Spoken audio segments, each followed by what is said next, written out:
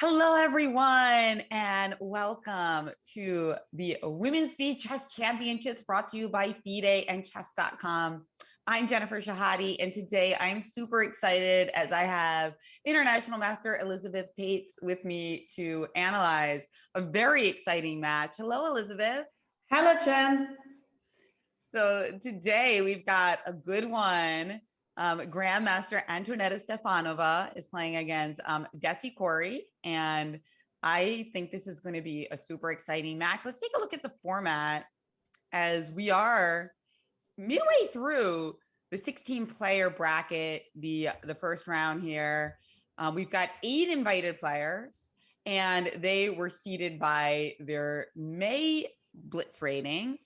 Now, 8 other players qualified in really exciting qualifiers. I got a chance to call a couple of those. Hundreds of players participating all over the world. And Cori was one of those players. Stefanova was one of the invited players. So the way this match is going to work, if you're familiar with Speed Chess Championships, you should be very familiar with this. 75 minutes of 5-minute with a 1-second increment, followed by 3-minute chess, and then we get to the bullet round.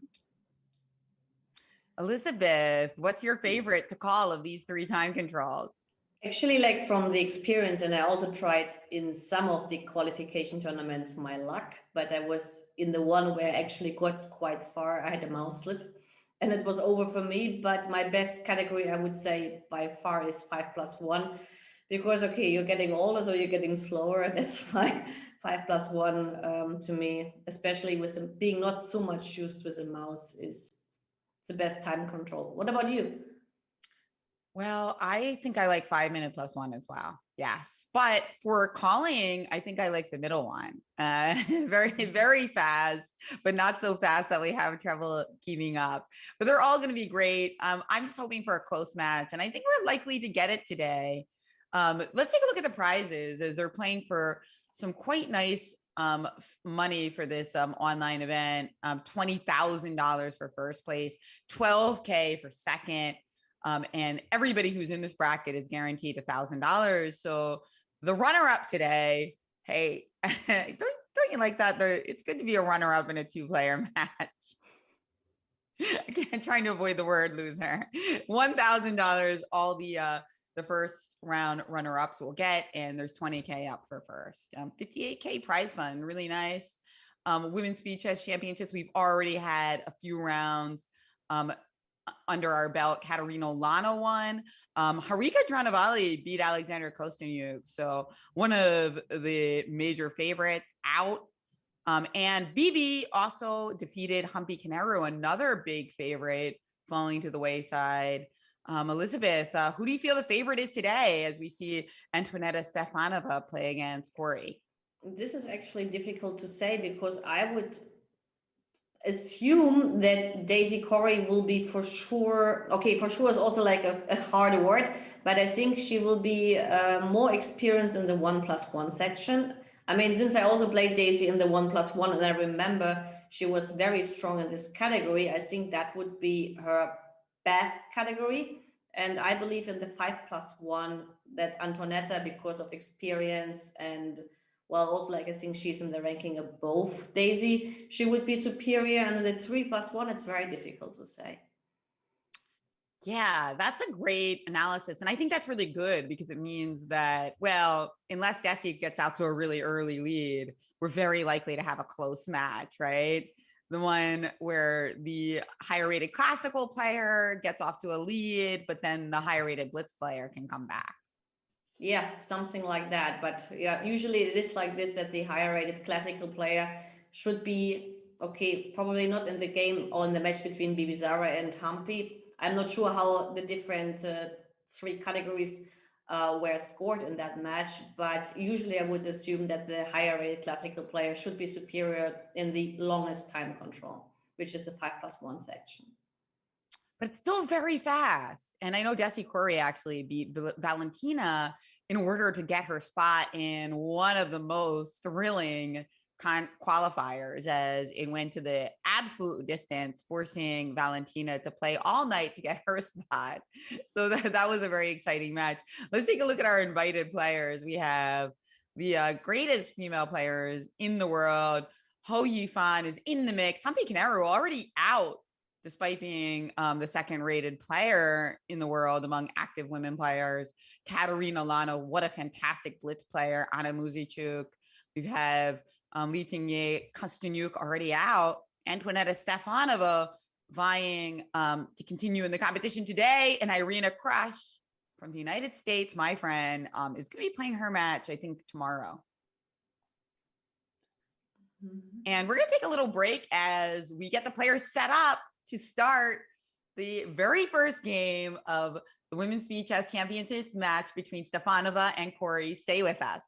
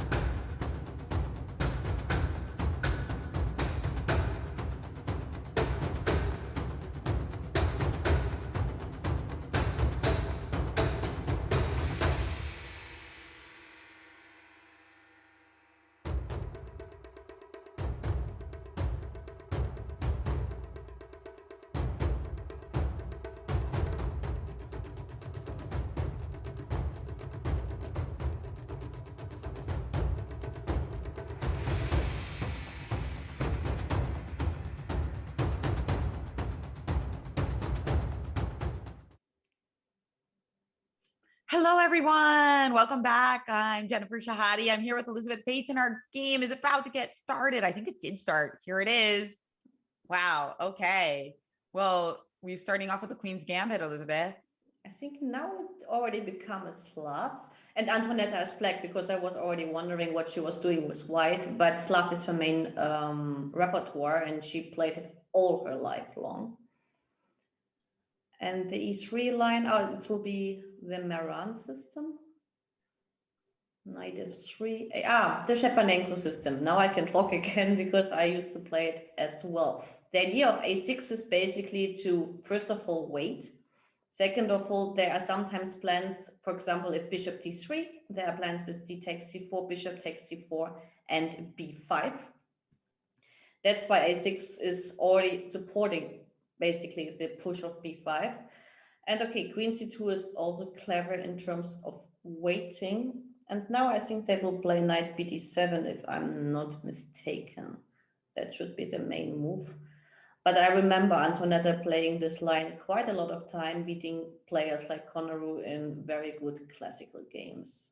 So she's very experienced in that particular variation. Yeah, so she's stuck with a lot of her openings for many years, as well as some of her other habits, Elizabeth. You were just telling me that she really likes to stick with the same drink and will go to great lengths to get it. Yes. I have known Antoinetta, I would believe, for over 20 years, maybe even more than that, 25. And I have seen her in no single tournament without her Coca-Cola. And I remember once we played in the deserts of Siberia in Krasnotarinsk, and the organizers went 500 kilometers just to get her Coca-Cola, because in that particular place, they only offered Pepsi. And she taught them a lesson that Pepsi is absolutely something different from Coca-Cola. So that was something I still remember. So that drink is super important for her. Yeah, she has her routine in the opening and in her life. So Antoinetta Stefanova, she has a very high blitz rating, but you mentioned before we started that you thought Desi might have a little bit of an edge once we get to the super fast time controls. But right here. In the 5+1, as I already said, I believe that usually, of course there are exceptions, but the higher rated classical player or the stronger classical player, and Antoinetta is objectively stronger than Daisy Cori in the classical chess, at least by ranking and rating, and also by experience and success. So I would believe that those players who are superior in the classics, they should be also superior in the 5+1, or this is their best chance. The shorter the time control, the less you can use the fact that you are superior in knowledge, understanding, and the basics of strategy. But in the longer time controls, you can make use of it. But Desi, of course, a great player as well. Antoinetta is a former women's world champion, so she's got into the pinnacle of women's chess. She won that title, and in this particular position, Elizabeth, who do you prefer to play? I mean, at some point, White might take on c5 and play against this pawn on d5, right? And in those types of positions with the isolated pawn, do you prefer being the player with the isolated pawn or the one playing against it? That's a very good question, because, okay, both of these, basically you have to be either a player who likes to take risks, or you are the player who likes basically the positional edge. So playing with an isolated pawn just means that you have much more dynamics and you have very good piece activity. But the disadvantage is, however, like if those activity manners are not working out in future, you end up with the isolated pawn, and that is a true weakness the more pieces are exchanged. So playing with the isolated pawn means like playing for the attack, using the fact that there are open files. Here it is a C file and E file, which is open. And of course, the general dynamics, but you better don't change pieces. The more you change, the more the D5 pawn is getting weak. That's right. And that's why it's nice in this position that Antoinetta has every single one of her minor pieces still on the board. But after knight c5, of course, that could change, as now the knight could capture on e6. But that was, of all Black's pieces, the least favorite. And now we have a very interesting structure where the isolated pawn is no longer, right? Now it's defended by this pawn on e6. And we're going to have to find out whether after castling, this open F file plays to Black's advantage, or whether these pawn weaknesses hurt her in some way. I mean, I kind of like black now. I feel like this is an easier position to play in a blitz game potentially as black because there's nice activity. And now we don't even have to worry about this pawn. Yes, you're right about it. Actually, I had this position on the board in my game, if I'm not mistaken, against Shavakishvili in a classical game. And the variation with knight a4, knight c5 is not the main line. The main line goes with rook d1, taking early pressure on d5. And there are some kind of repetitions connected with knight b4, queen d2. But this idea with knight a5, knight c5 usually doesn't give any advantage to white, at least according to modern theory. And this line, as you already pointed out perfectly right, is just very easy to play for black. We play against the bishop pair, but the bishop on c1 is yet not developed, and the ideas of black are quite easy. You go short castle, maybe you have something like knight e4, or just doubling on the f file, but your center is very strong, it can't be attacked. So actually, like, it's rather easy for black to play. Oh, and look at the time difference. 1 minute for Desi, Cori, and over 3 for Antoinetta. So I'm really feeling very optimistic about Antoinetta's chances here, as Antoinetta just played rook c8, opening the, not opening the file, but rather looking down the barrel of the queen here. And now she's lashed out, opening up the center with e5 in less than 50 seconds for Desi, Cori. Yes, that's probably like, I mean, I'm actually surprised because Antoinette had many games in the Shepanenko system. If Daisy had prepared beforehand or not, because if she had, then this wouldn't have come as anything special because it's one of Antoinetta's main lines.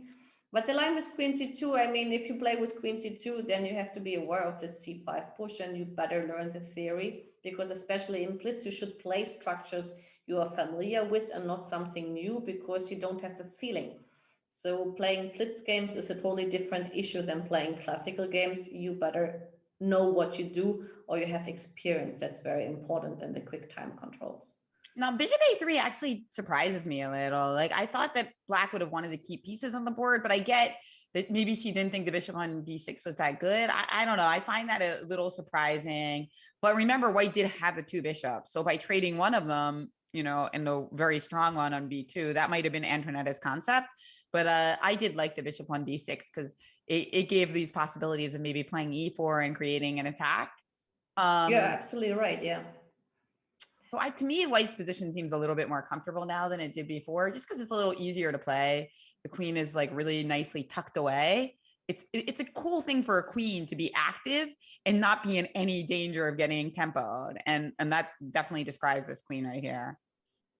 Yes, you're right. Actually, I also don't like bishop a3. Okay, if you play against the bishop pair, the rule is to cut off the bishop. But now comes the counter rule. If you play with space advantage, then you shouldn't change pieces. And having these 2 hanging pawns actually means you have space advantage. So here's rule against rule, but probably keeping the bishop and creating a battery with bishop b8, queen d6 was much more inconvenient or unpleasant for white. Now white, at least tactically speaking, she doesn't have to worry much on the king side. Yeah, and she played this move h3 to stop the very irritating knight g4 ideas. And the problem is black doesn't have a way. If we had a dark squared bishop, when you make the move h3, you create all sorts of problems for yourself because then it's harder to play g3. But since we don't have that dark squared bishop, white does seem quite solid with this defensive concept she came up with.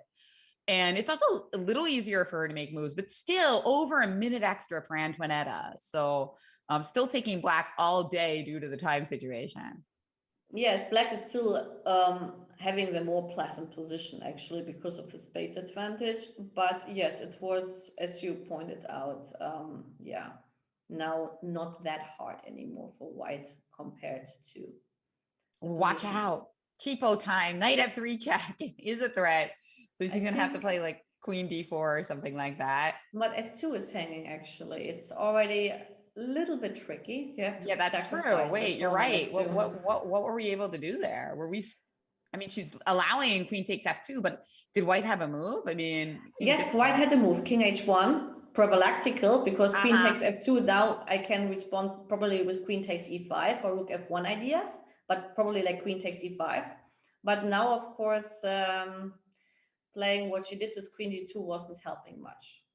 No, not at all. Because there's no way to do anything fancy here. This pawn on b5 is protected by the knight on b6. We can't play queen d4 because our bishop hangs.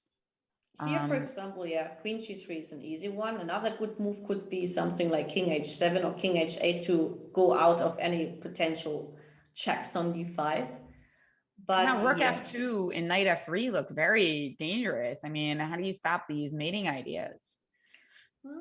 Well, rook sure f2, if you play bishop f1, I have knight f3, right? So you have to play rook g1 at some point. Yes, I mean, rook f6 is a very safe move. I think Antonetta doesn't want to calculate, so now she plays with king h7, the very prophylactical approach. But of course, you're right.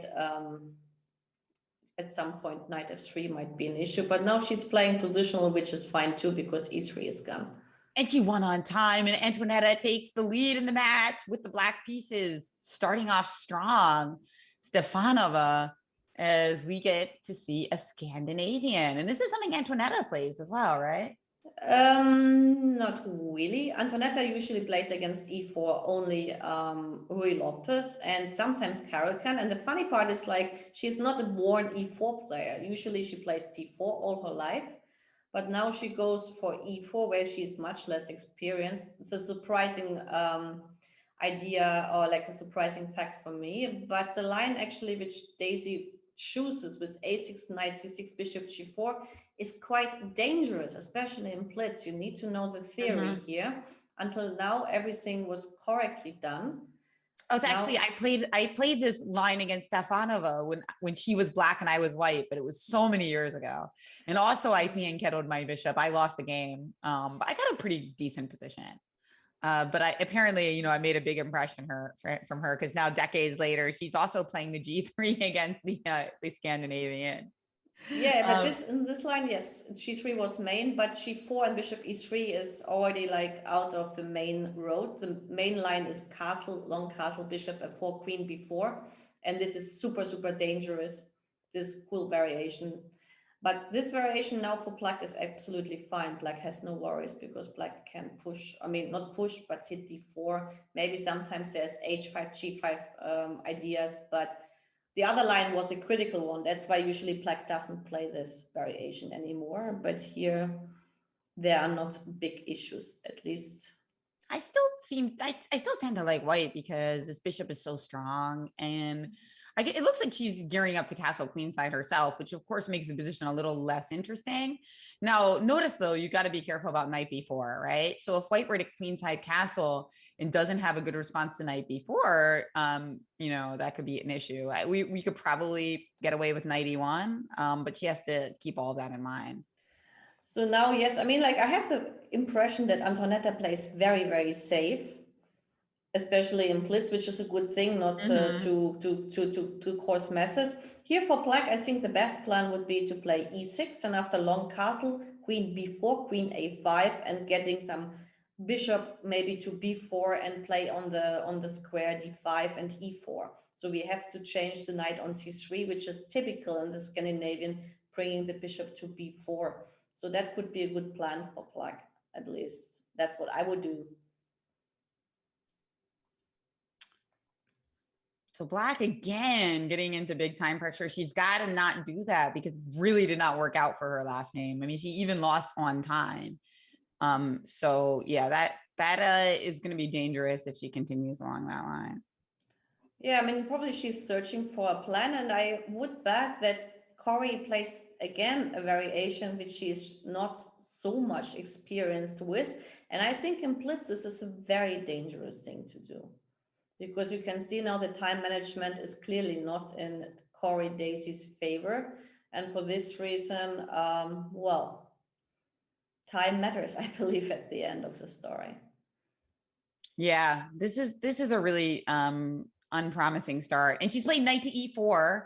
Okay, let's see. I noticed that the bar does not like that move at all. So what is there a tactical issue here? Let's see. Well, I'm thinking if you can play something like knight h4 doesn't work yet, but something knight takes e4, there's also no tactical means. I'm not sure there's any tactics here.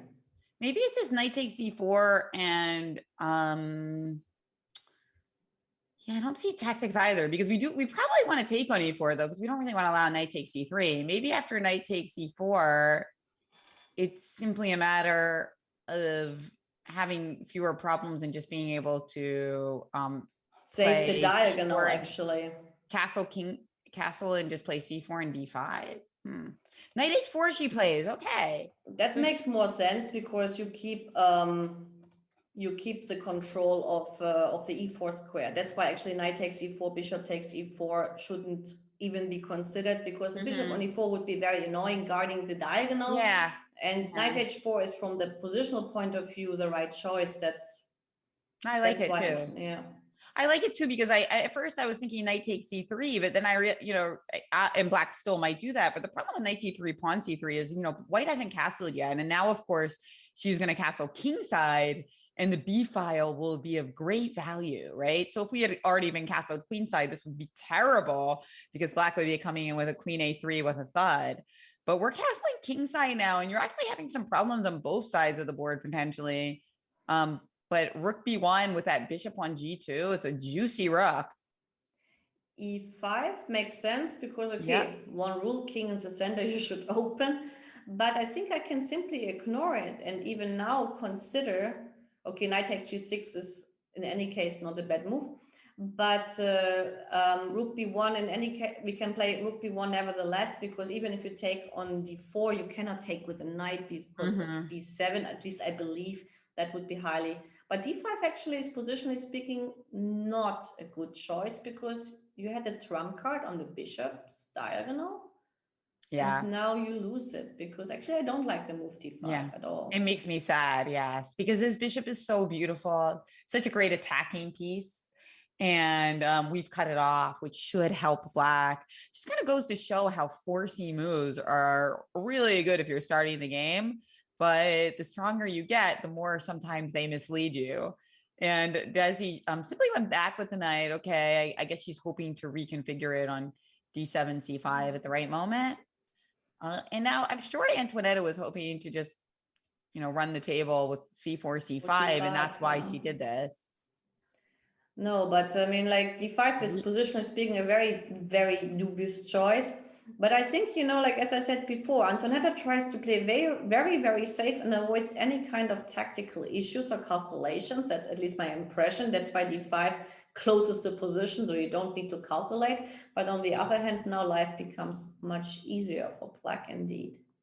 And black has play of her own. I mean, this move f5 is an excellent one, kind of, giving some questions to this bishop. I wonder, I guess her thought was that she wasn't ready to play f4 yet because it would just give this square to white and white could easily just back up the bishop. I think I can even go bishop a7, which is a very tricky move. Yeah, I was looking at that too, bishop a7. Not that we'd ever want to take on b8, but it would stop you from being able to like trap us with b6, because then we could take on b8 and a6. Okay, so now Antoinetta has decided to double her rooks. She's still got double the time of Desi. So even if we don't like the move d5, I mean, guys, she's up a whole minute. She's got over twice as much time as Cori. That's what it's all about in Blitz. Yes, you have to be clever with the time management. And I think here Daisy should try something. I mean, f4 I don't like, because anyway, bishop a7 is one of the moves which I want to play. So she should try to, instead playing of f4 and closing the chance to open the h-file ever, she should have tried something with e4, but maybe in a prophylactical manner. Now I believe actually the position becomes very easy for white again. Even so, well, this has some tactical tricks we don't see, but I'm not sure there is. Bishop a7, look at that. It's a fun move. Just trying to put the bishop in front of the pawn and then play potentially for c4, c5 one day if we can ever get it in. f3, what is that move? Let's see. She's got some ideas. She probably wants to like, I don't know. Does she want to try to trap the bishop after queen takes f3? If bishop takes f3, rook takes h3. So that's clear. That is part of her idea. So you don't want to take with the bishop. But after queen takes, Antoinetta did take with the bishop. Okay. Yeah. She just thought this pawn is no big deal. Well, I mean, the bishop on g2 is a very good protecting piece. So now actually b7 is lost. And the question is who's mate first, but I would bet it's rather to be white who has the more that's right. tactical chances.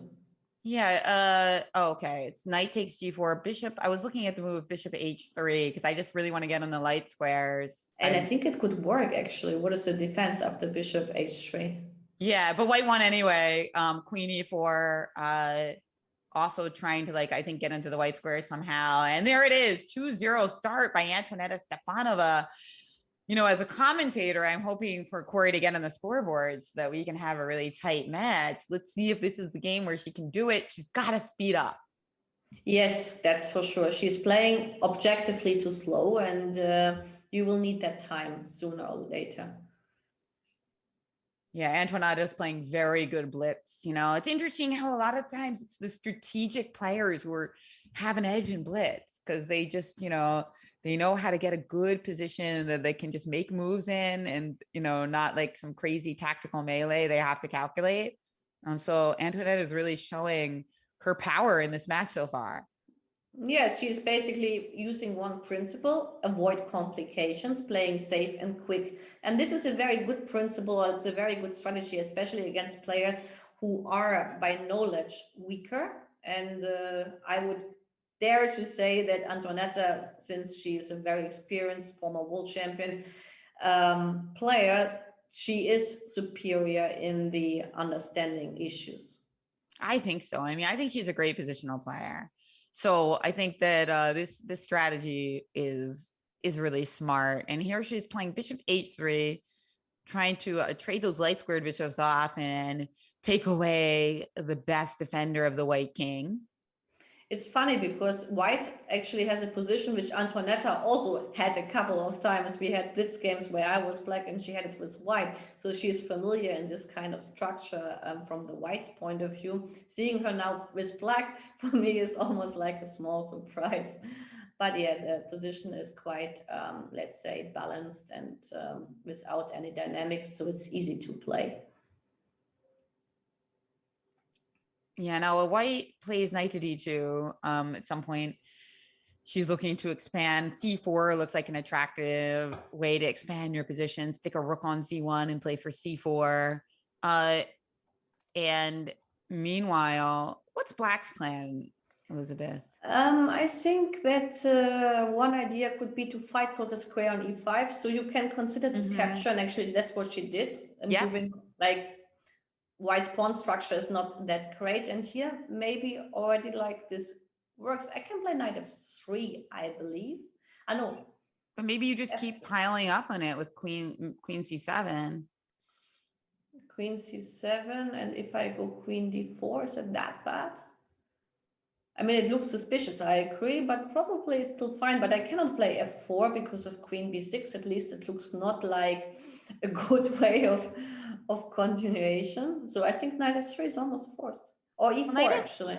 Yeah, I like knight f3 because there's also the idea of knight g5, right? So maybe queen c7, knight g5 would have been even better.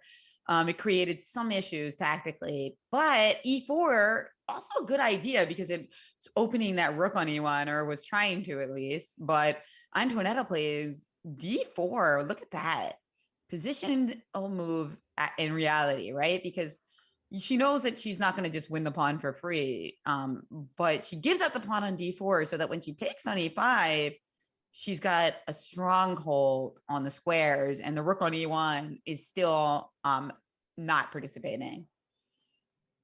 Smart idea. Yeah, bishop takes d4, you're right. Rook d8 might have been an issue, but knight c4, I'm also not a big fan of. Somehow it looks dubious because after, I know you have b5, knight b6. You have knight b6, but queen c7, and now actually b5 becomes an issue. But okay, now maybe I can take with a queen on d4, and if you play b5, I have queen b6, or my knight will be trapped after the queen exchange. Take the pawn. If you can't win this pawn back, it's problematic because it's also going to be harder for you to get your pieces in the game. But that said, queen d4, f6. I don't want to take that pawn as white. I'm not taking that pawn. I have to do something else, like e6 or something. Well, I mean, probably you should take the pawn on d4, right? Oh, Or is oh it no, I'm better? saying after queen d4. I'm sorry. Okay, okay, After after queen queen d4, d4. f6 or f5 are moves that I'm looking at as white. F5. Yes, it could be dangerous because also Yeah. f2 will be hanging, but maybe I can even take on f6, and if you take with the bishop, I have e5. Yeah, it's messy. It's messy. By the way, okay, so f6, one possibility. F5 also could be a possibility. She starts with b5. Okay. Which looks more tempting. And now the question is, like, can I play queen b6? Is it the only Ah, move? Because otherwise I can resign, because knight e3, bishop takes c5, I have a piece down. I have to play queen you b6. have to play queen b6. It looks right. Yeah, because otherwise this skewer Yeah, will will take hurt. place. Yes, and Yeah. she does it. And now probably Antonetta is forced to capture, otherwise the whole strategy doesn't make sense, and try somehow to hunt the knight. For example, like queen b6, knight b6, rook a7, or rook d8, but rook a7 I like more, which keeps the option. Or like this is also possible, but now at least I can take on c7, take, and I go with the knight to e3. So at least I didn't lose, or I'm not afraid of getting my knight trapped. And look at this again, Antoinetta with double the time of Cori. This could really be a blowout if we don't see Cori speed up. But you did mention that you think in the 1 minute she's going to be strong, and you guys might be like, "Wait, what do you mean? She's getting into time pressure every game. How's she going to be better at the 1 minute?" No, in the But 1 minute, actually, she also qualified in the 1 minute, yeah, right? It was a 1 minute plus 1 minute qualification where she beat Wunina in the final. yeah, something different happens. There's a lot of players who get into trouble in longer time controls, but are really, really good bullet players. It's because in bullet, you know that you just have to move super fast. There's no choice. You just have to do it. Whereas in this time control, you have the luxury to think a couple times a game. So that allows people to trip up. So, just because she's getting into time pressure doesn't mean that she's not going to be faster than Antoinetta when it comes to the 1-1. All right, what's going on now?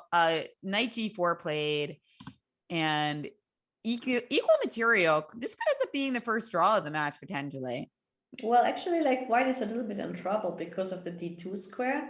So if I take, for example, like on g7 and on g4, then after bishop takes g4, I don't have rook d1. So I lose the control of the d2 square. I mean, and actually the more pieces are exchanged, the control of the only open file hits in a very bad way. So e5 I like better Yeah, I because like with e5. Yeah. Because if rook d2, we have time for, do we have time for rook d1 if rook d2? I think so. I think that was her calculation that yeah. if rook d2, we had rook d1, and if you took on e3, we took on d2, and if you took on h2, we took on g4, and then But also h1. c6 was maybe hanging. Not sure how much hanging, but it was under attack as well. So, but yeah, but now actually white's position is fairly easy and pleasant because you have space advantage. And this position here, I would at least bet that white will not lose the game. No, It's no, it's easy now. I agree. And now these bishops actually look um underutilized, right? This one is great for a middle game where you're attacking me and stopping my king from having space. And this one is biting on granite. So like this move, bishop f8, e6, trying to resurrect the bishop where it will be threatening to go to bishop c5. So nice move by Antoinetta. I mean, she's a great positional player. So we're going to see a lot of ideas like that. Look at how instinctive she is about getting her pieces into better positions. Yes, Rook d3. maneuvering is a very important part in plays, finding good squares for pieces. So rook d8 now hinted. Notice this bishop does have the nice function of stopping the rook from coming to d7. That's very convenient. But what about the rook d8 idea? Simple chess. Yes, the only question is to me, okay, actually after rook d8, if you take on d8 and take on c2, I can take on c6 and on b5. So that would at least not mean that here was a sacrifice with rook d8. And yeah, it is c5 looks... c5, okay. Antoinette is still playing for the win, I think. And, it's kind of unfortunate, this bishop position, because I feel like I should need some tactic here to like take advantage of this pin, but this bishop can't really participate in any meaningful way at the moment. Huh.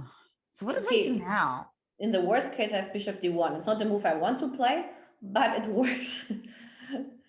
She's played a4. A4. Okay. That's interesting. Of course, it's a positional speaking.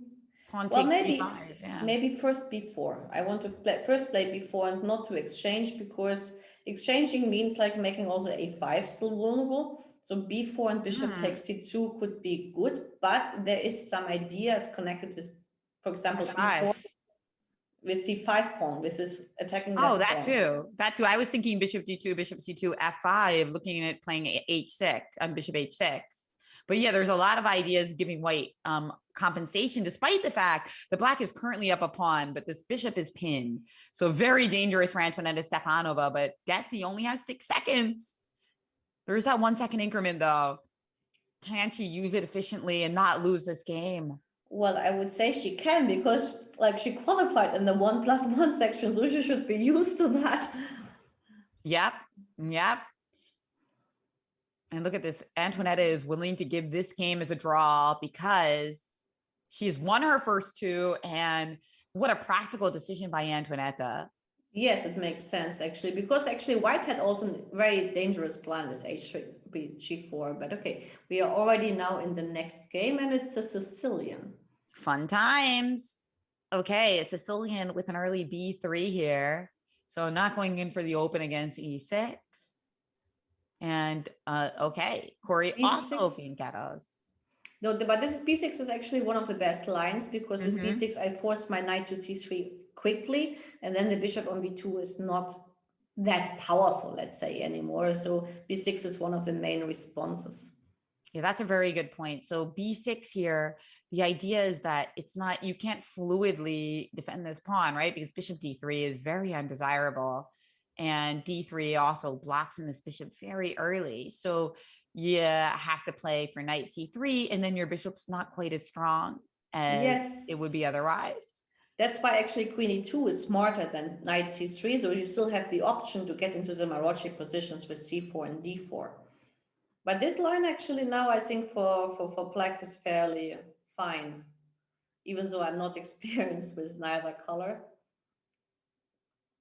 Well, it's just that you have a lot of moves to Lou Castle, and the position's rather open. So, figuring out how to untangle these 2 pieces is going to be Black's major goal. And she wasted a move on a6. I don't want to say waste, because it was probably important to do. She was worried about knight b5 and knight d6. Well, but you are right, actually. This was not necessary, because even after knight b5, I can answer with queen b8. So protecting the square, or even d6. So there was no need to do it, because, yeah, it was a tempo loss. Yeah, and now you always have to keep in mind that White could play knight.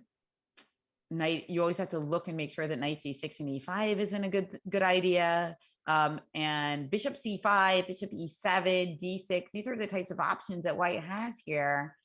I don't know which one she's going to choose. Bishop c5 would be a nice move to be able to get in to develop our bishop to the more active square. Yes, I would also like bishop c5. And sometimes, probably like from this kind of typical structures, h5, knight g4 ideas, which is typical in the Taimanov. Maybe not with the bishop on b2, but it's a very similar position. So the plan of, for example, like bishop c5, h5, knight g4 is still valid, and it's annoying. I mean, not annoying, but it's not so easy for White to handle it.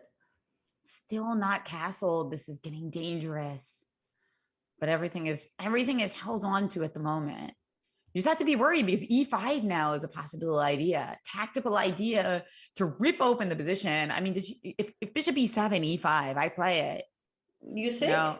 But I don't see anything concrete yet. It looks very dangerous, but concretely, I will believe, since there's nothing concrete, Antoinetta wouldn't do it, because she, as we already witnessed, she's a very careful player in this blitz match. But instead, bishop d6 does stop that tactical idea of e5, because bishop takes e5, and we don't have any fun in games with that discovery. And she, in fact, it's a very strong bishop on e5. A very creative play by Desi here. You know, normally you don't find yourself playing bishop d6 to bishop e5, but it's working out for her. I like this idea. Yes, it's actually very typical in the Tamanov to play with bishop d6, provoke a weakness. Actually, g3 is also the right response over h3 as an alternative. Sometimes they do play king h1, just not to do anything. But okay, now with g3, at least bishop g2, f4 plans are valid. So what could be an idea for black is to pressure the e4 pawn with putting pressure on c3 with rook c8. That could be something which I believe is maybe fortunate. Yeah, white's got to do something, you know, move the bishop back and play for f4 potentially. We can't just sit around and wait for you to make threats like with rook c8, as you mentioned. But okay, now she castled at least, and we don't have to be worried about the rook b1. Okay, trying to unpin and moving the knight, which is probably useful. True, but it shows that white doesn't feel good about what happened, right? You know, this move is not a move where she's like playing for some big advantage as white. She's trying to protect her position. She is I think she's worse now. I mean, this rook d8 move looks really nice. Like d5 is every Sicilian player's dream. We're also going to stick the other rook on c8, provided that we're not worried about queen a6. We'll have to calculate that, but most likely that would be losing because of bishop b7 and the knight on c3 is hanging. So yeah, look at all these arrows I'm making for black. I obviously like black. No, I wanted to just ask you, but I thought like I skipped the question, which color you currently prefer, because it's too obvious. And I bet you are a Sicilian player as well, which would underline your beautiful speech about this nicely positioned by black.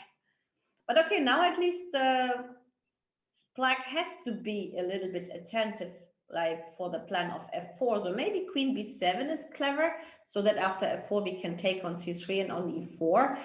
And then pushing d5 rather quickly, or d5 immediately is also interesting, maybe even stronger. But it's sure that black has to do something quickly, because if I make f4 and e5, then it's not so nice anymore. Queen b7. So you're saying that if f4, bishop takes c3, queen c3, you can't take with the knight because of checkmate, but you could take with the bishop, yes. Yeah, okay, but she did not choose to do that. She just played bishop to b7. It's a trap. Because now after f4, I take on c3, and if bishop takes c3, I can still take on e4, and the queen is overloaded, which is a nice trap, and it's a very strong move, bishop b7. Loose pieces, they do drop off. You know what I feel? I think Cori gets stronger and stronger game by game. She's playing better than in the first two games. Don't you agree? Oh yeah, this looks like a great game so far by her. And yet still the clock. She is still losing on the clock. And Antoinetta, I mean, we can say all we want about Desi needing to speed up. I think a lot of credit goes to Antoinetta. She is playing very practical blitz. She's playing very fast.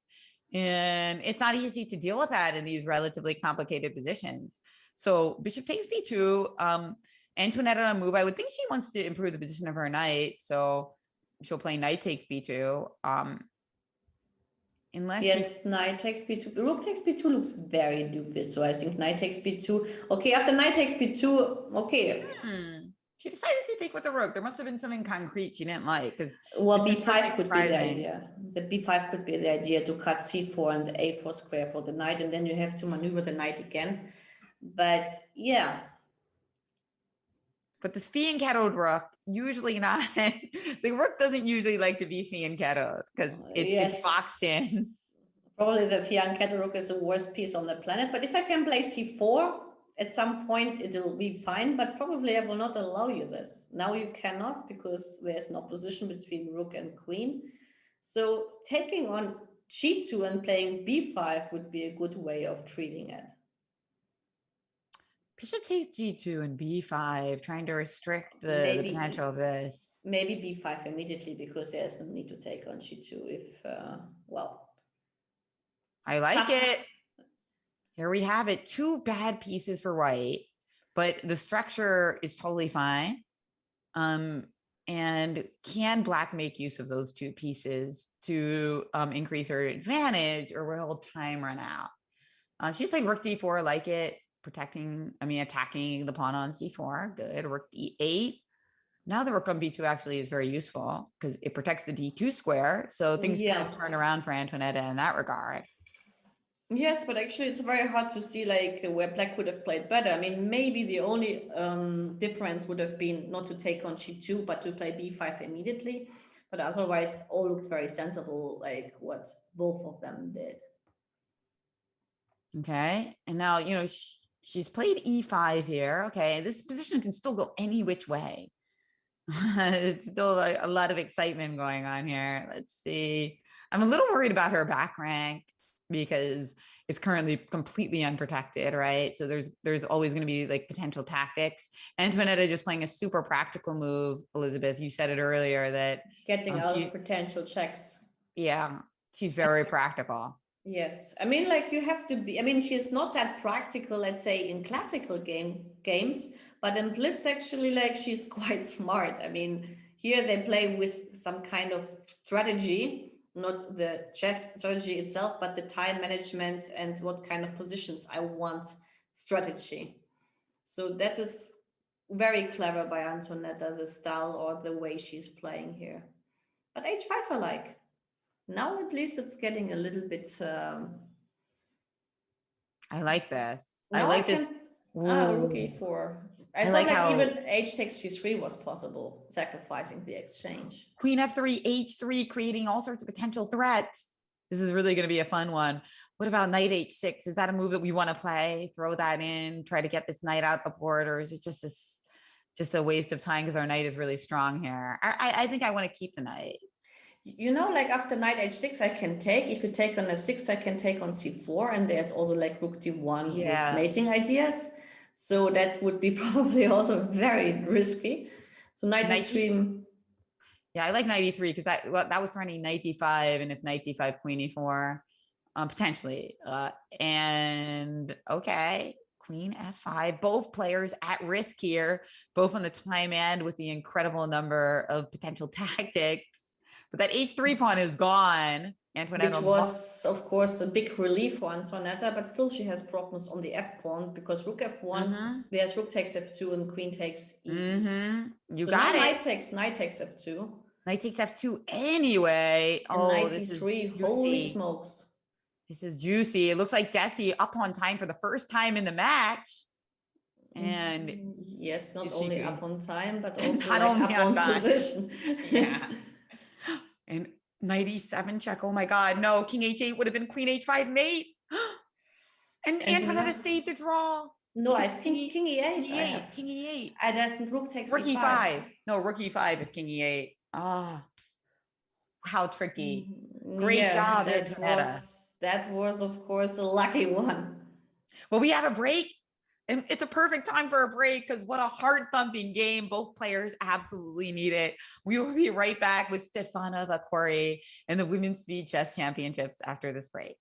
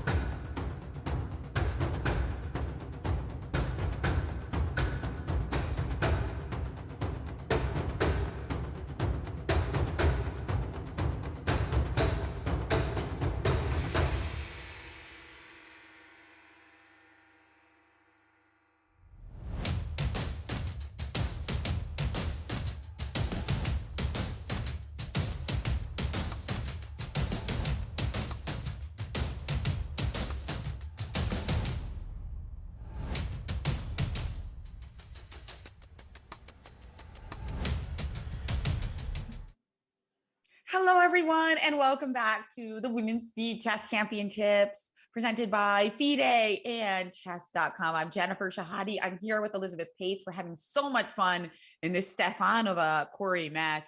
Right now, Stefanova with a big lead, 3-1 in the 5-minute portion. But the last game, Desi showed some fine form, Elizabeth, and should have won that game. Stefanova was very tricky and found this draw at the end. But if the match continues like this, it's going to get a little closer. Yes, you're right, but I still would bet on Cori in the 1+1 section, because for now, actually, we both agreed that classical players should have the small edge, at least in the longer time controls. But the shorter the time control will be, we will see how much experience and knowledge will definitely or eventually pay off. And our 5th game is underway. By the way, we got about 30 minutes left on the clock of the 5-minute and 1-minute section of the Speed Chess Championship. So for those of you who are not aware, the way it works is we get faster and faster. And pretty soon we're going to be playing 3-minute chess. But for now, we have another Slav, a little bit different than the one that we saw before, where Antoinetta had played A6 and all the pieces remained on the board. But still her favorite opening for Black. And let's see, how is White gonna play this one? Well, actually, the line with Bishop D3 is a very unambitious one, because we usually like to exchange that bishop by structural means. I mean, Black's pawns are all on white. Exchanging the light squared bishop is actually structurally wise a good thing. And now what Antoinetta does is playing for the square on e4. And for this reason, the bishop d3 line usually doesn't promise much of advantage or no advantage at all. And yeah, I mean, probably what White should do is playing knight e2 and still hoping to push e4 if that is somehow possible. Otherwise, she may seriously face problems on the white squares. Yeah, I like knight e2. Good idea, great idea. Because it's like our position just looks so meh. I'd rather at least keep some juice in the position. And of course, it would maybe make Black aware of ideas like c5 and a3. But she's like knight d2. She also wants to capture that e4 square. Yeah, that makes sense. Now, I mean, probably Antoinetta will go for castle because she cannot prevent e4, but maybe she can have some tactical tricks with taking on c4 because of the queen on d8 and queen on d3 opposition, but White can always take with the queen, so there's no knight e5 or knight c5 tricks in there. But yeah, queen a5, also interesting, increasing the pressure, but it's not big pressure on c3 in any case.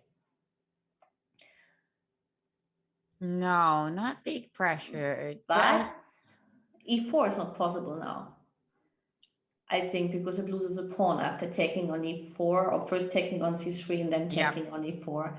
So it was at least a prophylactical move against. And queen a5 also has ideas of queen a6, using the fact that the queen on d3 is not protected and increasing the pressure on the pawn on c4. But what about knight b3? Then queen a6.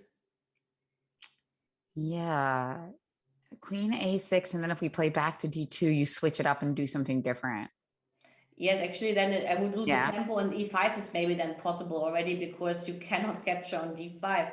So here, you have to be very careful on what to do. I'm not sure what is the best here. Maybe, well, maybe you should play a3, force the exchange, and then after queen a6, play a4 and bishop a3, trying to use the dynamic approach. Or what do you think? Well, I just think after a3, you're not actually running a takes before right away, right? Queen takes a1. So I could consider just holding the position a little bit longer and seeing what your plan is. But I guess you're running knight b3, right? Yeah, so you have to react. So you have to react for sure. And you will take on c3 and playing for the white squares. That is kind of typical. Yeah. I mean, if we played queen a6 right away there, it's a bit too fancy, because then a takes before queen a1, knight b3 might get really exciting. So f3 though is White's choice here. Yeah, but I mean, the thing is that, I mean, f3, even if you push e4 and you play with the hanging pawns, There are already like a lot of, well, not a lot, but some pieces are exchanged, and at some point also c3 will be exchanged. Not sure the space advantage gives you so much. Maybe still I will play like queen a6 as one option. If you play e4, sometimes you take on e4 and play e5, you give the protected pass pawn, but you fight for the square on d5. There are such kind of ideas as well. So now she may take and play e5, take on e4, or e5 immediately even, yeah. Because that's what I meant. Like, I am not sure that e4 was mature enough, or it's just premature, because now e takes c4 and bishop c5 is also a threat. Shout out to everybody in the Twitch chat. I'm really appreciating all of your great comments and, of course, compliments. So yeah, we love all our viewers today. Thank you. Takes on d4. If queen takes d4, bishop c5. So white can't do that. Yikes! This position's really looking good for Stefanova. You know, Ellie, it's funny how with the Slavs so far, Stefanova's gotten two really good positions. She's actually been better in both. I feel like in one of those breaks, Desi's going to have to think a little bit more about how to deal with this, because she's getting worse positions with white, right? Yes, but this is because actually, like, Stefanova chooses lines she's playing since her birth, I would say. And so she has like the feeling, and she can play it by hand. And for Cori, she changes like the line every single time. So basically, like, she's not so familiar with the lines because she's changing permanently. And for this reason, actually, yeah, Antonetta does well in her pet lines. Knight b3, by the way, was probably the best choice here, because then at least this bishop c5 ideas are not valid anymore. But still, I cannot take on d4 now, probably, because maybe I can. Because after queen d4, knight d4, bishop c5, bishop e3, c takes d5 is still not, it's still risky, actually. So queen takes d4 played. Now, what are you predicting here for black? So queen takes d4, knight takes d4, Knight takes d4 bishop c5. Oh, she's taking on d5 instead, thinking that if queen b6 we can take with a knight, we have really nice protection over d5. Yeah, d5 taking is also like, of course, logical. Yeah. And so instead of queen takes b6, if we just play knight takes d5 here, which is what happened. But now, well, knight Black takes could d5. change. Yeah, I'm just thinking if Black could just change her mind at some point and play knight c5 and stop the queen trade, but that's okay. You know, I want to keep the ladies on, but Antonetta has a different idea. She thinks she's better in this endgame, as she's going to win back this pawn, or at least doing fine in this endgame. Yeah, she does fine. Yeah. I mean, obviously the material is equal now, but you know, this pawn here kind of creates like some small problem, and the bishop isn't developed yet. So, you know, Antonetta, as usual, has more time, and any glimmer of imbalance in the positions that favor her are going to make her want to play to the bitter end. Yeah, but okay, there are some kind of patterns of rook takes d5 and knight e7 you have to watch out. Easily to be missed, especially in blitz. But okay, now after g6, those patterns are vanished. Maybe knight g3, knight e4, but after knight g3, f5 could be a very strong positional move to not let her play knight e4 at all. Restricting move. It's often said that the knights on g3 and b3 are terrible pieces, and a lot of the time it's because they're so restricted. In order to get back into the game, it's going to have to reroute to e2. Bishop e3 played, which creates a threat. Bishop takes d2 and knight e3 check, winning some material. Yes, some material is the least to say. Yeah, just a pawn, but actually more than enough, I would say, to have a winning position. Especially with this time advantage as well. Yeah, I mean, here I don't believe that there will be a chance by because rook d8 and rook c2, or knight e3 and rook d2 actually looks very sensible. That's right. Knight e3 is going to create a beautiful dynamic on that file. You can't play king c3 because rook c8. And Well, maybe you have to try that actually, because you're the other line, king b1, rook d2. It just looks devastating. But Antoinette has also found another good move, knight h4. It's very difficult to protect this pawn on f3. She has to do it with a passive move, rook f1. That's no fun. Yeah, but now, I mean, at least I can try to hit on f5, but okay, knight f3 is also like something, okay, then h3 is still possible. But yeah, I mean, usually if I get my king to g6 or f6, then I don't have to worry much. Well, she played knight f3 with a sweet little tempo on the rook, and now just a solid rook d5, protecting this pawn. And it's just going to be bad news. Maybe she's going to protect this pawn first and then play for rook d2. Either way, this one is going the way of Antoinetta, in my opinion. Knight b5 check now.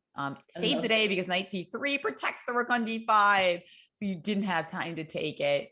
And now Desi resigns, as she does want to keep some time on the clock, give herself a chance to at least get one win in, as she got a pretty good position, I think, with black in the Scandinavian. It didn't start out that well, but she came back and almost won that game.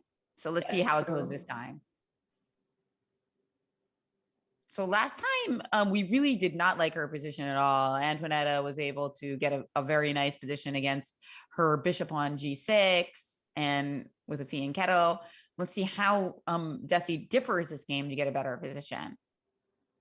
Well, maybe like in her breaks, like if her brother is around, he could at least tell her like what she can improve. So it's good to have such a strong family member in the family. You know that her brother's a grandmaster, right? Yes, yes. And then I was just thinking about my brother and the Scandinavian. Yeah.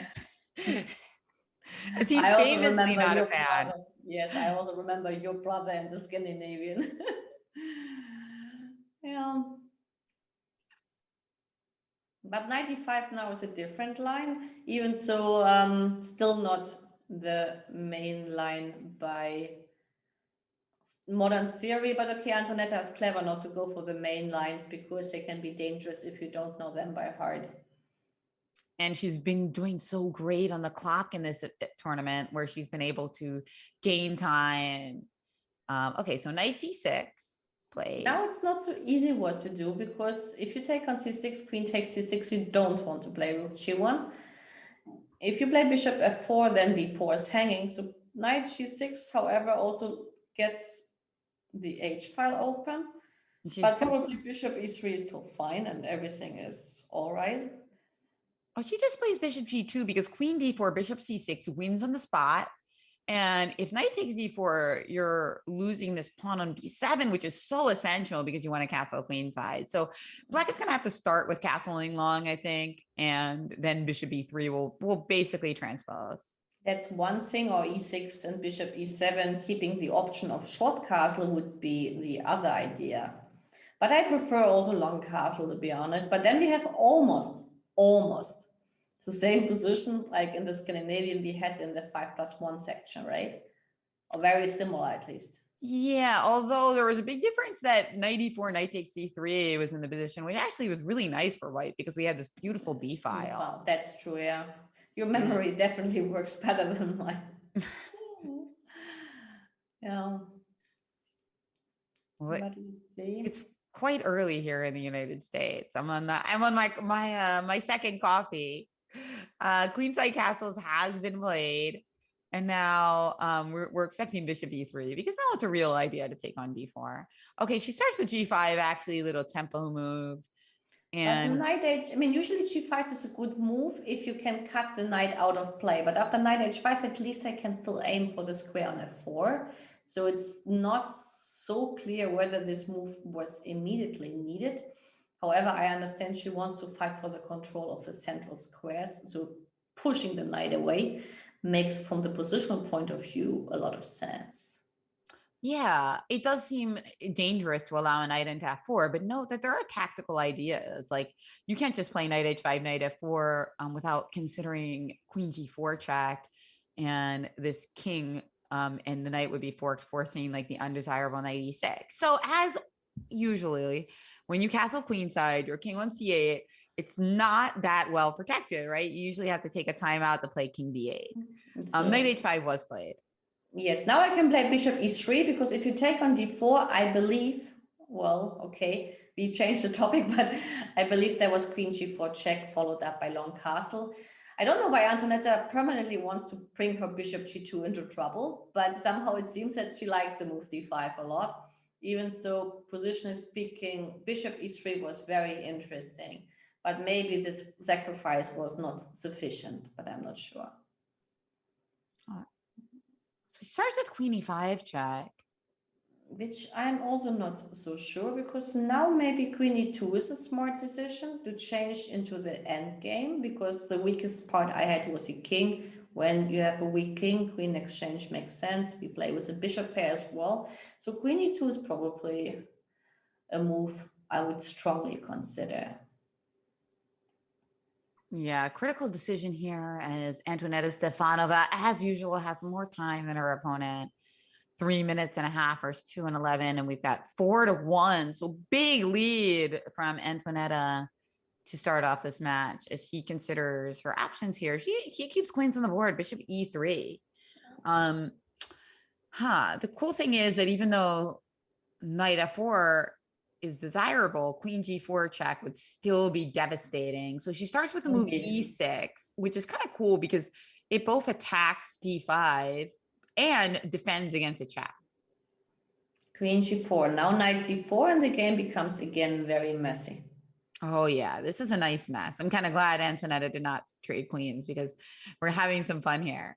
So we can take on d5 with the pawn because of the pin, but as Elizabeth points out, knight b4 attacks d5, it attacks c2 with check. So but I can play position. long castle actually, because d5 is not hanging, as we have enough protectors and the e6 pawn is pinned. So knight b4 doesn't really improve much, as after long castle she also has to be afraid that her knight on b4 could be trapped. What about bishop b4? Is that another idea? Bishop b4, if pawn takes e6, bishop takes c3, pawn c3, queen c3 check. Yes, after bishop b4, it's a very good idea, but maybe I can play short castle, and if you take on c3, then I will take on c6. And then you're threatening pawn takes b7 to boot, and that looks very dangerous. Yeah. So Desi, in some trouble here. It's in trouble, yeah. The queen, the thing here is that queen on g4 is very strong, right? It stops takes on d5, it stops the knight on f4. And it's not easy. It's not as vulnerable as you would think it would be, right? You would think there would be ways for black to attack the queen here, but actually there aren't really any. I mean, f5 met by en passant and taking on e6. Yeah. So this was part of the point of Stefanova's g5 earlier, that she saw that not only did it attack the queen, the knight, but it also gave this this very nice spot for her own queen. Yeah, but I think like Daisy has to move. 15 seconds left, and she did play bishop b4, and wow, well, Stockfish does not like my move at all. Well, maybe Stockfish would like underline now that castle is a nice option to respond to. Maybe knight b4 was a smarter choice, but in any case, I think she's in trouble. Yeah, the problem is that it's a very forcing line, right? Like if this bishop b4 doesn't work, if white can indeed castles, there's no bailout variation. There's no bailout. I mean, you are in big trouble because your knight on d5 is in take, and if you move it, you lose the bishop. I guess you could try bishop d6 for any mate. Yes, actually, Actually, like I wanted just to point out, there is this bishop d6 idea, which is very dangerous. But maybe what Antonetta does is just some simple calculation. She can go now king. This is the key. So not taking on c3, just moving her king like f1. Yeah. This is a nice line. Yeah, well done. And that that again, it's about this beautiful bishop. Like at the end of the day, the material will be equal, and black could take on b2, but this bishop is so strong. This bishop pair is so strong, and Antonetta comes out on top. Yeah. Great tactic. I mean, that's the thing, a great positional player who knows when to, just toss out the tactics. That's why she's a grandmaster and a world champion. Okay. And actually she took here. So I was thinking that queen takes c2 was kind of hard to meet, but I guess she's just wiggling around with her king here because queen d3 Yes. check, just king g1. Yes, and Yeah. her king is also in trouble. b5. Ooh. b5. Well, she's now down a piece. And then that is now the problem, right? We were hoping that black was going to be able to win back some material, like this rook on a1, and Antoinette just grabbed and go. But I also don't see any compensation, to be honest. I mean, you need a lot of fantasy to find compensation. Yeah, I would even dare to say that black's king is weaker than the white's one. Okay, Yeah. but after the queen exchange, then it's game over. I mean, maybe she didn't even realize that she's a piece down. Right, so, yeah.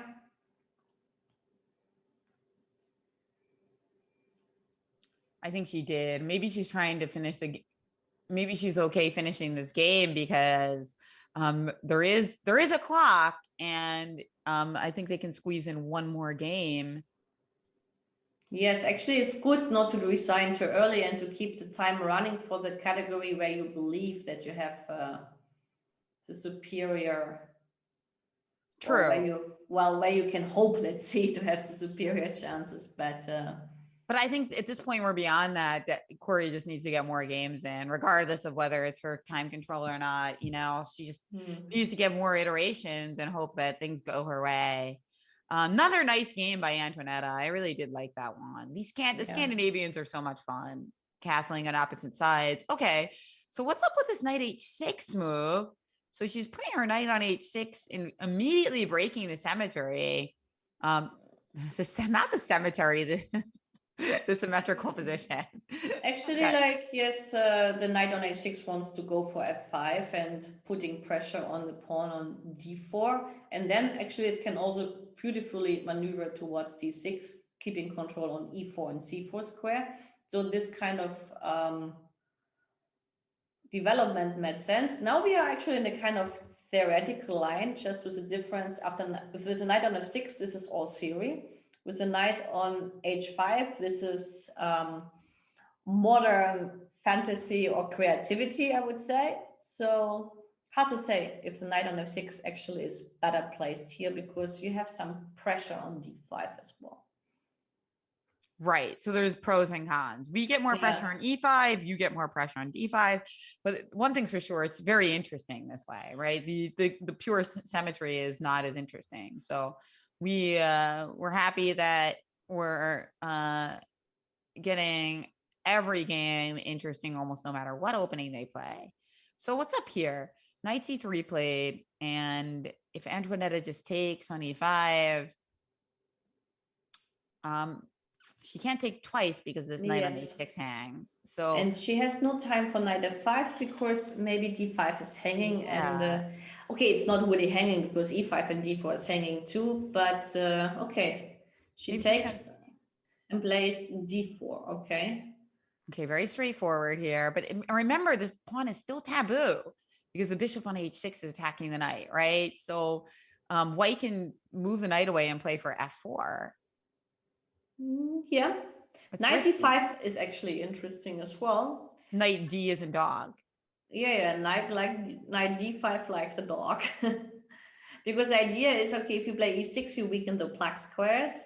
And on the other hand, the knight on d5, at least temporarily, protects also e3, so that after knight f5, I can consider f4. And even if you push me away with e6, you make your bishop on c8 being a bad piece, and you weaken your black squares.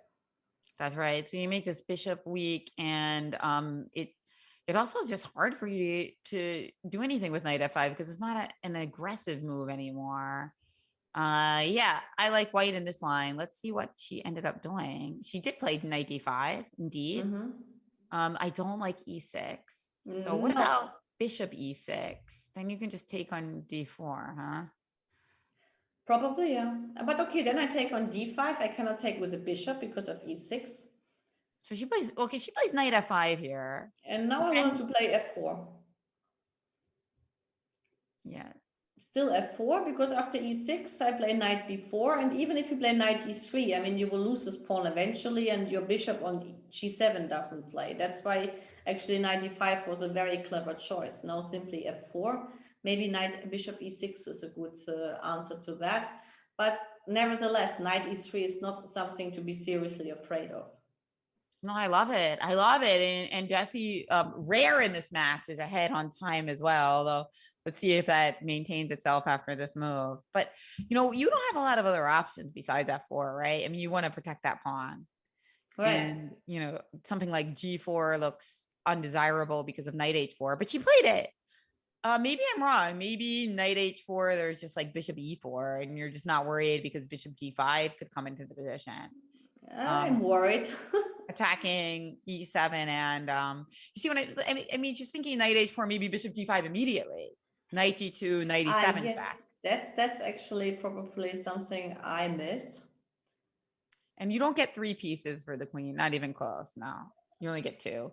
So that's not good. She can't play knight h4, meaning wait, what does she do? She has to play e6 or knight h6, knight back to h6. She has to play knight back to h6, it looks like, because I don't think e6 was very smart.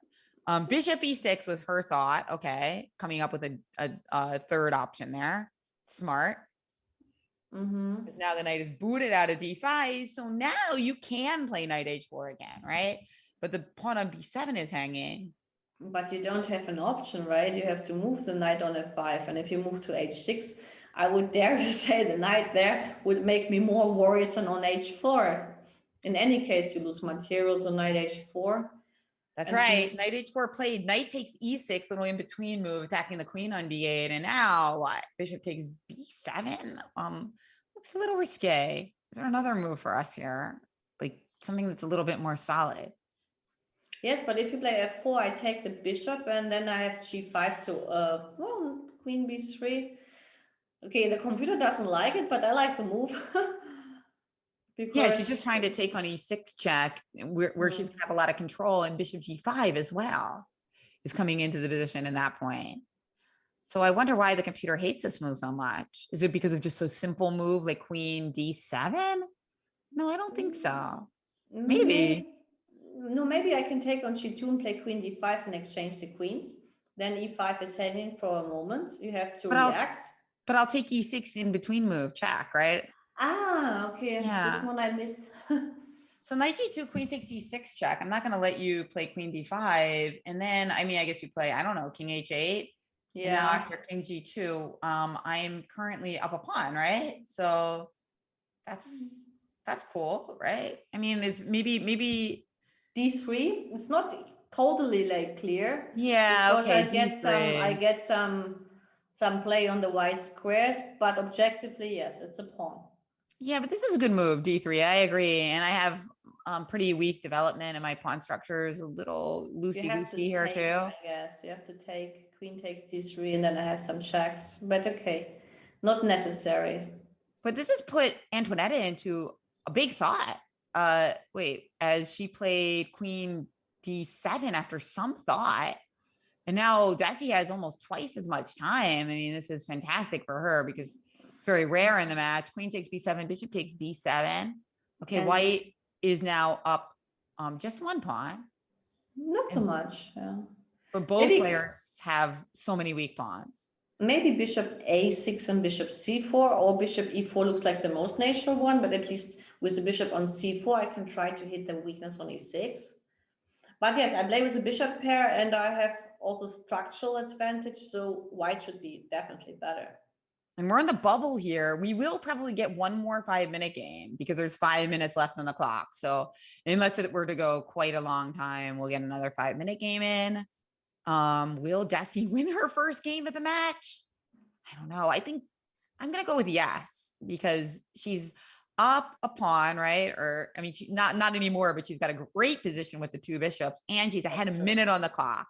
Yes, she has also easy plans. She can play b3 to just put everything stable. But okay, b3 maybe is a bit premature because of d3. I missed tactics again, so it's not that easy. But maybe I start with bishop d3 and then b3 and then bishop a3 ideas. That could be something. Or no, bishop d2 doesn't work yet. I mean, my problem is b2. So bishop d3 actually looks like a very stable move. And then small rook b1 probably is fine too. Yeah. Rook b1 was her choice. Okay. And now after rook c8, bishop d3, all on the board. And this knight also basically trapped. Bishop d2 is actually going to threaten bishop e1, Elizabeth. Whew. Ah, all right. And then, I mean, you're going to be in big trouble. And Antoinetta saw that. That's why she played e5. She's realizing that, she needs to somehow reduce this like structural grip that white has on the position that's making her knight immobilized. I'm not a fan of f5 because now the rook on b6 can swing. Okay, not totally, but still on the g file there could be some counterplay. But still, of course, white is here a little bit better. Maybe bishop d2 makes sense now to develop. And king f2 sometimes could be a sensible move just to get out of the f file and have, okay, king h1 does something similar. So who would you bet on here in this game? Still on white? Yeah. I don't know anymore because Antoinette has equalized the time. But I'm going to bet on white. Yeah. Let's make this match a little closer. I'd like to see it 5-2 going into the 3-minute portion. Yes. Move the pawns. That is a wise decision. But now we have to be careful. Okay, exchanging one rook is always good, not to allow too much dynamics. That's right, because black is trying to create some little counterplay over there on the king side. How about you? Who are you voting on, Liz? Well, I mean, obviously, like if Daisy wins this game, we still can like look for an interesting fight. But if Daisy is losing the game, I doubt that she will like keep up this. I mean, like to get back the score in the 1+1 section. That's too much. Then it's already like 4 points by now. Bishop e4. Fighting, she should win. Yes, bishop e4, good move. She's going to throw in a bishop c4, threatening mate. And the knight still on h4 doesn't play. So maybe rook f1 with the idea of rook f4. Ah, I see. Yeah. But not to allow the knight to play. So rook f1 anyway is a very logical move. So bishop c4, you're saying we can just play like h6 or something. She did play bishop c4 though, and h5, not h6, stopping checkmate because the king has this little slide away square. But she's going after that beautiful outside pass pawn. But this is play for everyone. Knight e3. Oh, bishop d3 check. Bishop takes e7's in the position now. Oh no, not anymore. Sorry. Yes, but what she did is like something very risky because she put her king almost on mate. Instead, she could play positionally against the knight, which would give her a long time advantage. And this is something where Antoinetta wouldn't have even thought. And she would have gone for the safe. No, she's going to lose. Bishop e5, rook takes e4. She's got only 2 seconds left, though. 2 seconds left on the clock. But that pawn. The a pawn is very dangerous. Knight f2 check. Oh boy. Okay, now it's over. Oh no, you were about to make a really great point about how in the end game Antoinette is going to win. How in the end game, in the middle game, usually the 2 pieces are better than the rook. But in the end game, when you have that beautiful a pawn, it is actually the rook that's better. But as long as you don't lose it, you can't lose the rook. And we have one more game in the 5-minute portion. Yeah. And we get another Scandalous. Scandi, yeah. And but you will tell me if there's a novelty because my memory doesn't work for obvious reasons. Well, this is different, right? So we've got Knight e5. We had it. Yeah, we did. I would dare to say we had it. And look at that, Antoinetta Stefanova with almost 2,700 rating now because she's gained so many points in this match. I guess 30 points isn't really almost, but she's going up. She's heading up the rankings. That's true. We're gonna have to look at the brackets after this to see if Stefanova does indeed win this match, who she will likely play in round 2. Oh, I didn't even check that. She would have, no, it's the other side, which I don't see now because of the Zoom. She's playing against the winner of Vashali and Li Qingyi. So that match has not been played yet. Oh, okay. And then if she wins that, it'll be Ho Yifan or BB. Yeah. So It's that could be true. very interesting indeed. But you know, I've seen Ho Yifan play in one of these once, and she had some serious issues with her time. Like I don't know, maybe her internet connection wasn't so good. So even though, of course, with classical ratings, she is by far the favorite. Yes, but Anything can happen. online chess is a different category.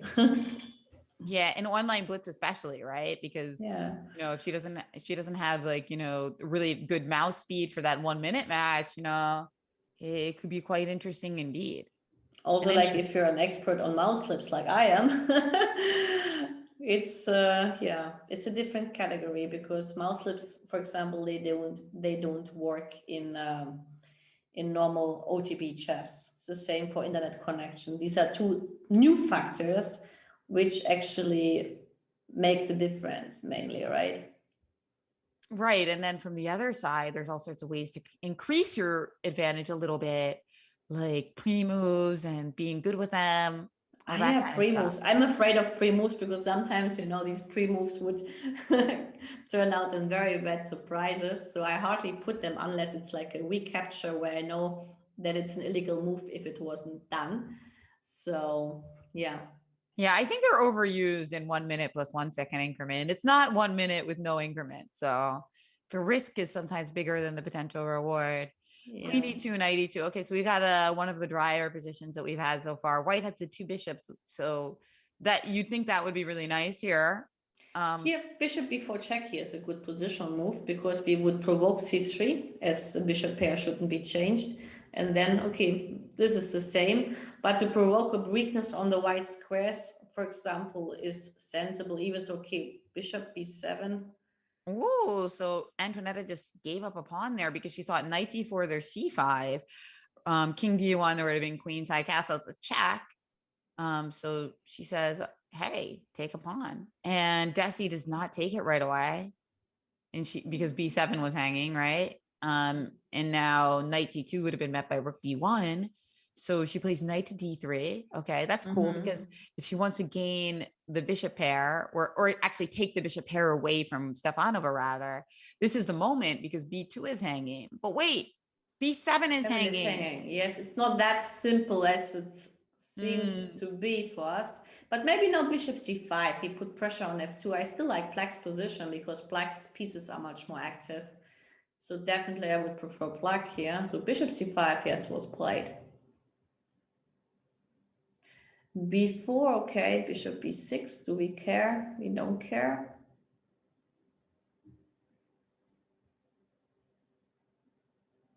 All right. Yeah. Nice play by Jesse.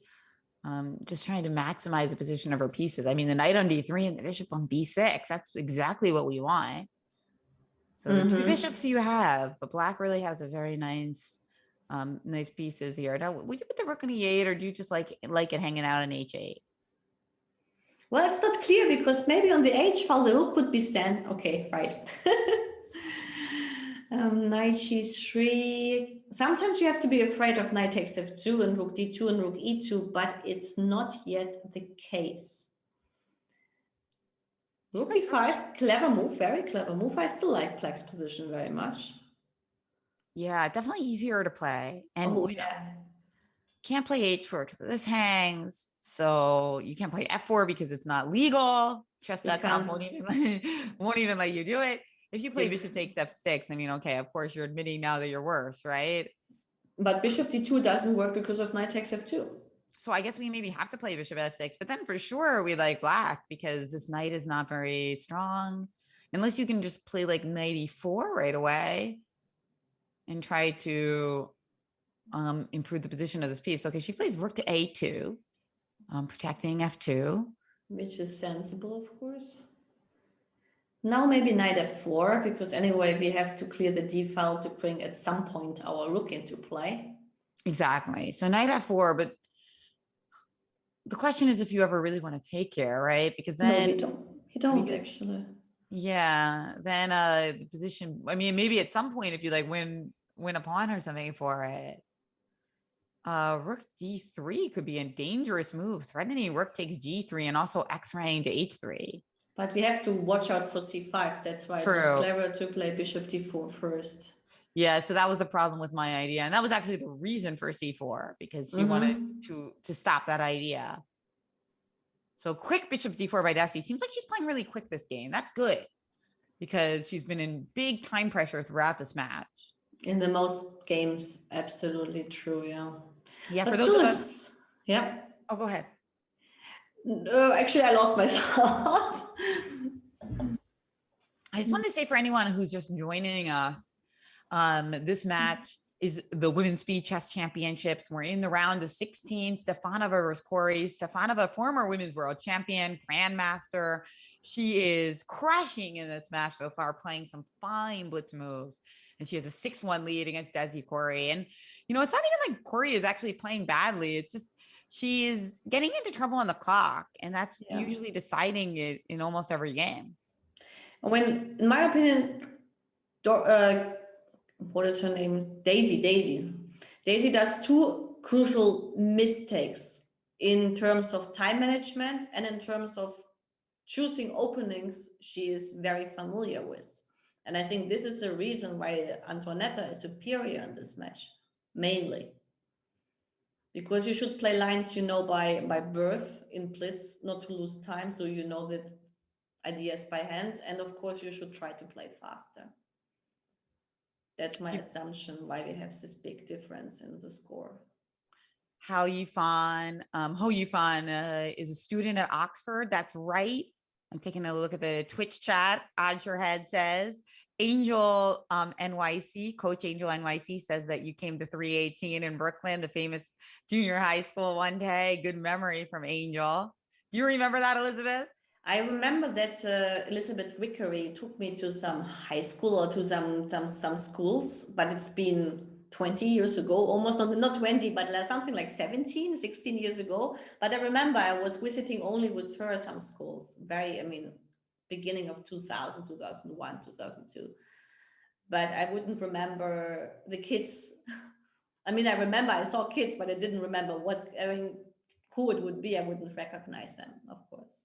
But they remember you, and that's why it's so important to do stuff like that. Yeah, it's always nice to go to schools, actually, especially in different countries. The most exciting memory or experience I had when going to a school in Soweto, in the Southwest Township in South Africa. That was something really unique, you know.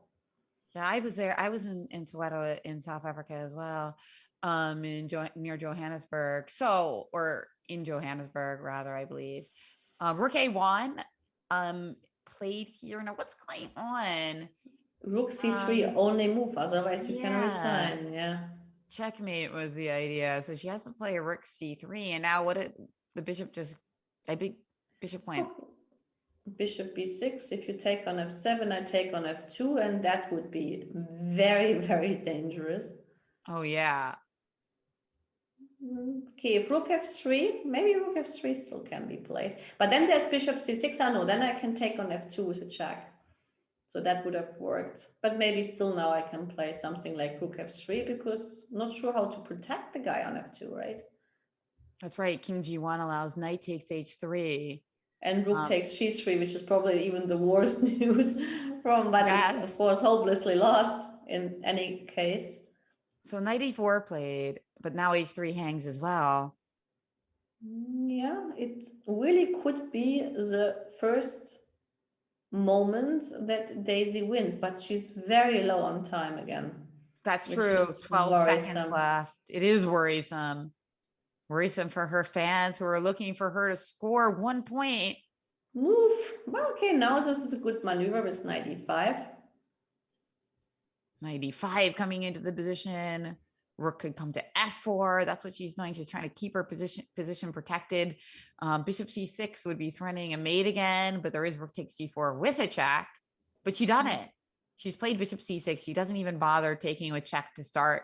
She is more concerned with getting rid of the mate threat because she brings her king to e7. And if rook e8 check, king f7, and we are free as a bird. That's true, and knight e5 is also coming, so it still looks very good for black. Yes, for black. It does. It looks better now, actually, now that I'm not worried about getting mated. I like that. There is knight f3 check and knight d4. Maybe that would have been even stronger, but gosh, this is looking good for black. Yes, the king should still go out of the kind of opposition at some point, because this is always allowing tactics. That's right. Now don't blunder. You got this. Rook a1 check, rook e1. Okay, rook a2, keeping the pieces on the board. Love to see it because this rook is so active. f5. Rook takes f2 is coming. Wow. What a move. Rook f2, king g1. We've got unlimited discoveries, and she doesn't even take one. She just moves her king away. Well, that was knight f3 check. Oh boy, Okay. this is very thrilling. It is 5 seconds left for both players. Oh, there Knight we go. g4. Rook d2 played. Okay, rook d3 check, just keeping the checks going here. Knight e3 check is now coming into the position as well. Rook That was knight check. e3, but it was missed. That's okay. Bishop e5. Bishop e5. Wow. There and we take. go. And now, now you better she's be gonna quick get the with a quick. Yeah, Be she's got quick 5 with seconds as well. Yeah, 5 seconds is not the world. Well, Antoinetta has even less now. Oh, that's true. Yeah, so she's finally ahead on the clock and she's winning in the position. But we never call it until it's over, guys. Yes. Because Better we don't. This is risky. But now the king is actually on mate. There it is, her first win. Wow, that's great. That's great.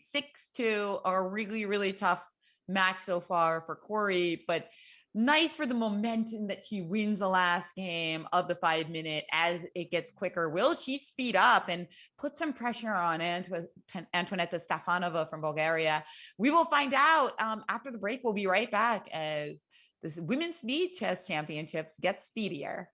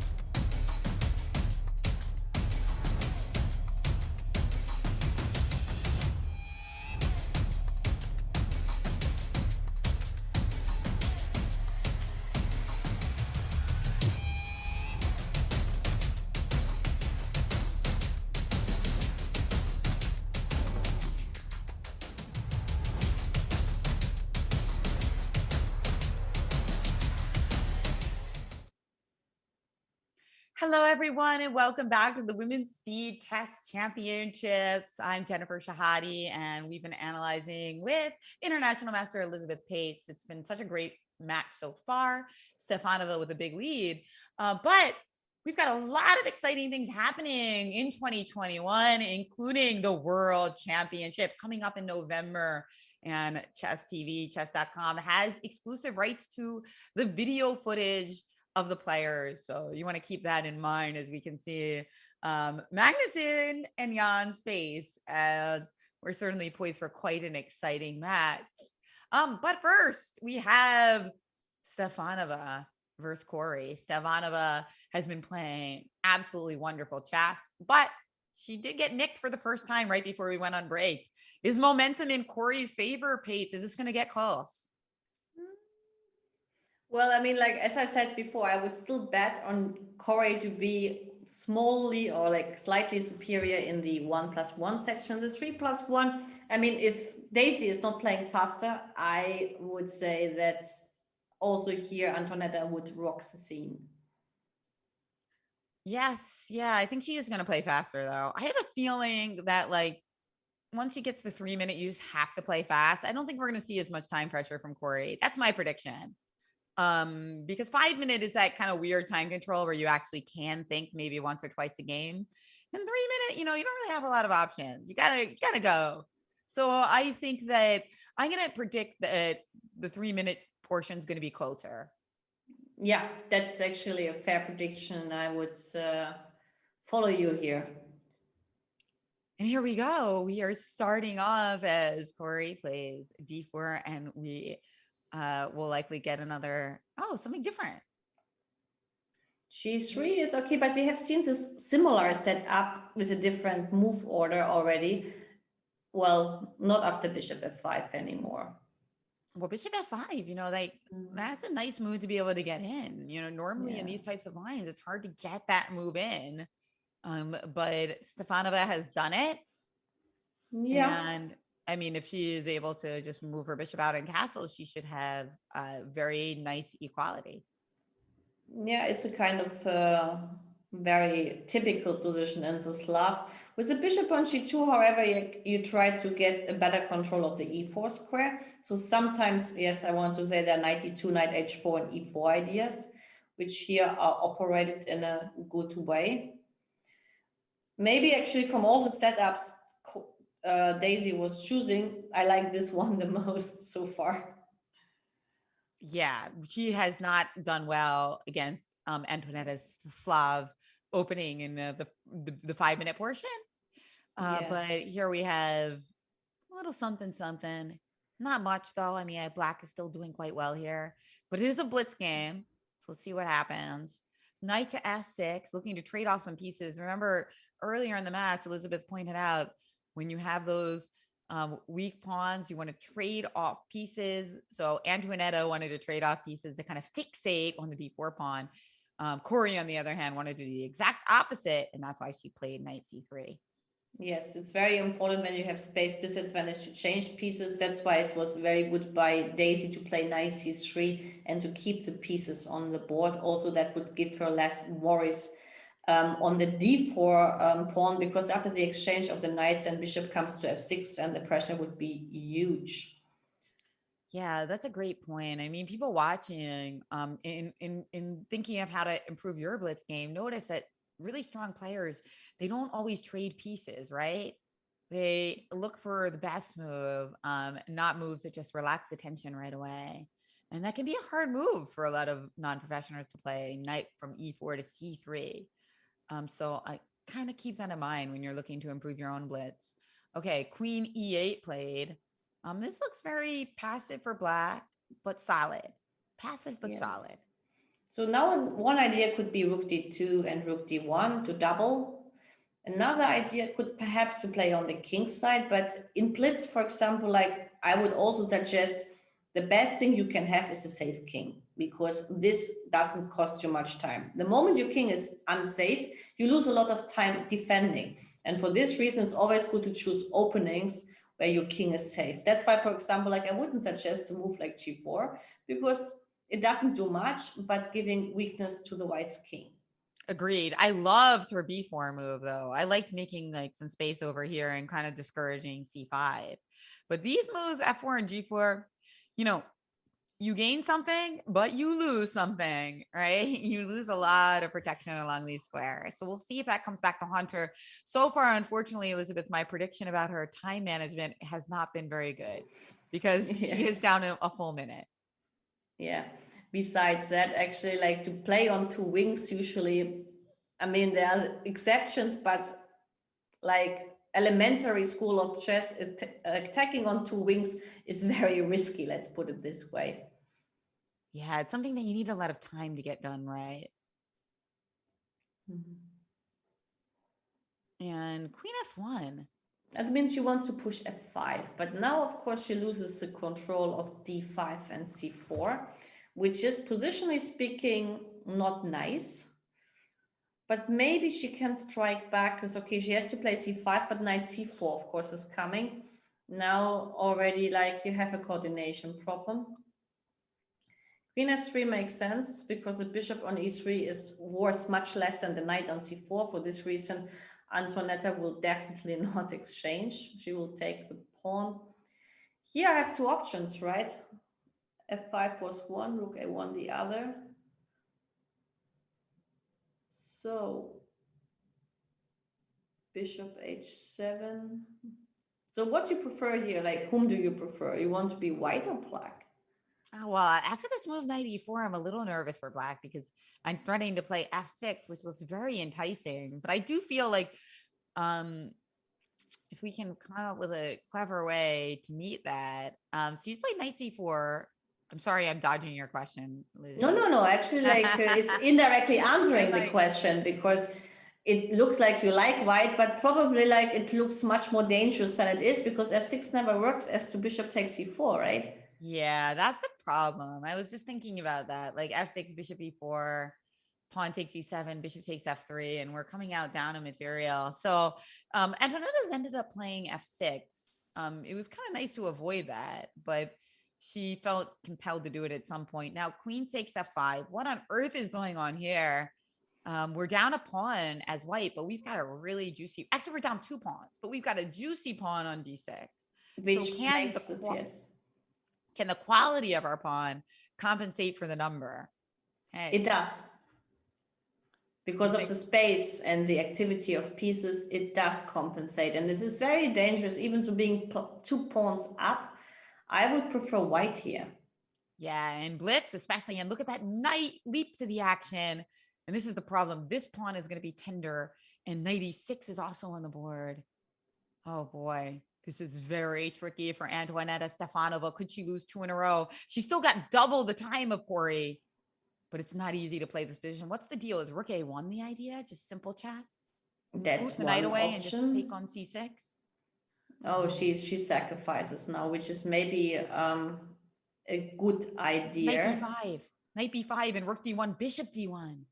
Yes, that it was still really works. smart. Very smart of Desi. And now knight d6, bang. And you can see by Antoinetta's face, she's not happy. Oh no. It's no matter how many points you're ahead in a chess match, it is not fun to lose two in a row. That's true, especially psychologically. Yeah. I mean, unless it's at the end of you've clinched victory, but we're not that close to that now. You know, this is only the first game of the 3-minute, and then we've got a bunch of blitz games to play as well. Of course, Antoinette is still the big favorite as she's up a lot of points, but we've got a match. Rook f7 and rook takes f6. That's a good one.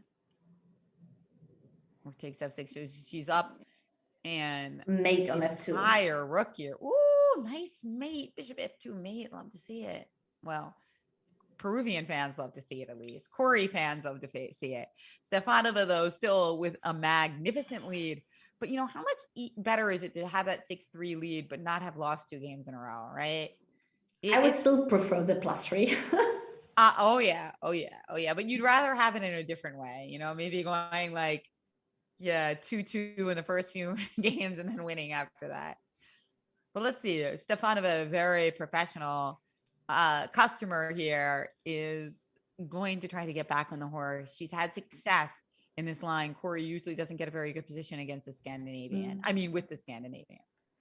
I mean, I believe if Cori can limit down the score by -2 and enters a bullet, she has excellent chances, because then I would say, because okay, bullet is obviously her best category, at least assuming that she qualified in the bullet to the tournament. What happens on Queen E6 check? Excuse me. In the worst case, I play Bishop E3 back. Yeah, I guess you have to, because you can't play Queen E2 or Bishop E2 because of Bishop F3. Obviously you can't play Knight E5 or Knight E2. So yeah, you probably have to just play Bishop E3, sure. And then you're just saying the Queen on E6 not that great. Oh, and that's happened. It's happened. Yeah, but Bishop E3 is fine. Bishop E5 I don't like so much because of Knight E7, but Bishop E3 looks agreed. Solid. And everything else just looks horrible. So she did play Bishop E3. But will Desi get a better position with black than she has in the other games? Let's see. Knight D5. So she's now threatening to play knight takes E3. Which makes sense to exchange some pieces. And now we're expecting, G4 and Bishop G2 in some combination. Started with Bishop G2. Knight C6 played. And the problem is this queen, of course, is going to be in an undesirable situation after this move. And Knight now H4. Bishop E4 actually. Bishop E4, there's C4. No, but there's Queen A5 check, but still actually Bishop E4 probably doesn't work because of Bishop D2 then. Exactly. So C4 here, Queen A5 check, Bishop D2, and now you cannot connect this queen with this bishop and you lose a piece. So it doesn't look like she played that. No, in fact, she's still thinking. Cori is now thinking. She's, you know what? She really is not getting good positions in this Scandi. She isn't getting good positions. I wonder if she has anything else up her sleeve potentially for the 1 minute portion, because Stefanova is always ahead on the clock in these positions and usually in the position as well. Yeah. Usually, like, you should change when a line doesn't work well. I think she lost all her games in the Scandinavia, but no, she won one, right? The last one in the 5+1 section was also Scandinavian, which she won, right? Yeah, but I don't think she had a good position in that either. Maybe, but yeah, you're right. I mean, she can play. The one good thing about it, I guess, for the quicker time controls is that the moves are played pretty quickly. But I still wonder if she's going to switch it up. I think she will, at least in the 1 minute. People usually switch up their openings in the 1 minute to something that they can play more quickly. Everything is legal. Everything's legal, yeah. Some people claim even in the 1 minute section, you should make short moves to save time. Right, like B3. We've seen B3 type openings already. Okay, Queen F3. And that's just another example where it's like, okay, White is not winning by any means, but she has a really nice position because she's got the 2 bishops and there's that lingering pressure against the king. F6 played by Desi, okay, by Daisy. I think she wants E5, which is positionally speaking, if you cannot capture with a knight on E5, not a good move. No, but actually F7 was hanging. So there was not big of a choice, actually. So she just played it because of that. Yeah, I don't think she wants E5, you're right, because after pawn E5, Queen E5, it doesn't seem like anything has helped our position. We're opening things up in a situation where we don't necessarily want to, but what to do? What to do here after queenside castles? Maybe knight A5 is clever. Knight A5 looking in. You're not able to play knight C4 because of I want to play first C6 to cut the diagonal and then to play knight C4. And if you play before, I go back and I would dare to say your king got much. Yeah. So a little bit of an inducing move, but she's just playing more close to the vest, which she really needs to do because right now she is only got 30 seconds. Troubles. 30 seconds. She's down in a full minute. Queen E4, nice move. Looking at G6, we know that Antoinetta likes to play these little positional moves, not do anything too concrete in the fast time controls. She snaps a pawn off. Nice looking game so far by Antoinetta. Yes, being up a pawn, but okay, now at least Black gets some play for the first time in the match. Knight C4, make some messes because of knight A3 check. Yep, But you she gotta has to mess it play up. faster. Yeah. You gotta make something interesting. She just played bishop d6 instead. Not crazy about trades considering the position though.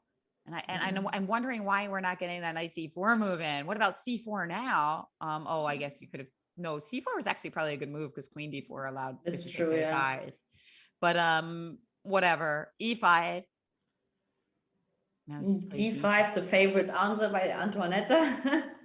c5. Oh Okay. boy, that is quite some positional commitments because Oh, but queen now the knight, c3. there was queen c3 already. But okay, bishop c7 still would save the day. That's true. It saves the pawn. That's true. But still the position is horrible. It is absolutely terrible. No bueno. 5 seconds left. As Cori is able to play very quickly, we see her gaining time. But the problem is, even if she gains time, her position is terrible. Everything is so tight for Antoinetta. But there's bishop e5 as an option. She's got to try something. Yeah. Queen h6.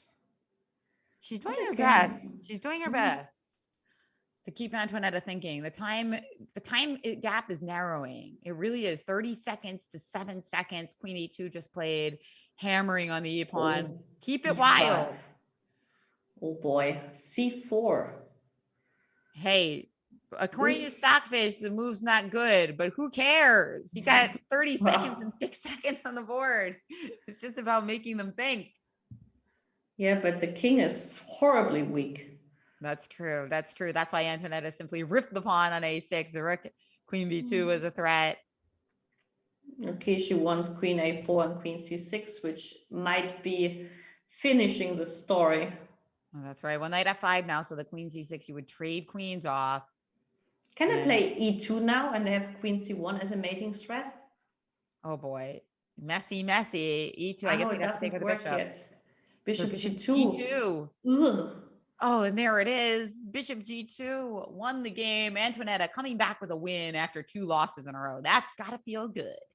That's true. And we still got 30 minutes left of this time control. So that's quite a few games. So plenty of time for Cori to continue to make the match a little bit closer. Well, we've seen this before, this knight on h6. It didn't really turn out well for Stefanova the last time, though. I think the game ended up being a draw or a win for her, but she was in a lot of trouble. No, she won because of this knight f2 trap with a rook on e4, if you remember. Yeah, that was the one, right? But it's very clever, of course, to take on to take the pawn on c4, because this way, I mean, at least like her knight will have a better job in the center. So she improved by not allowing c takes d5.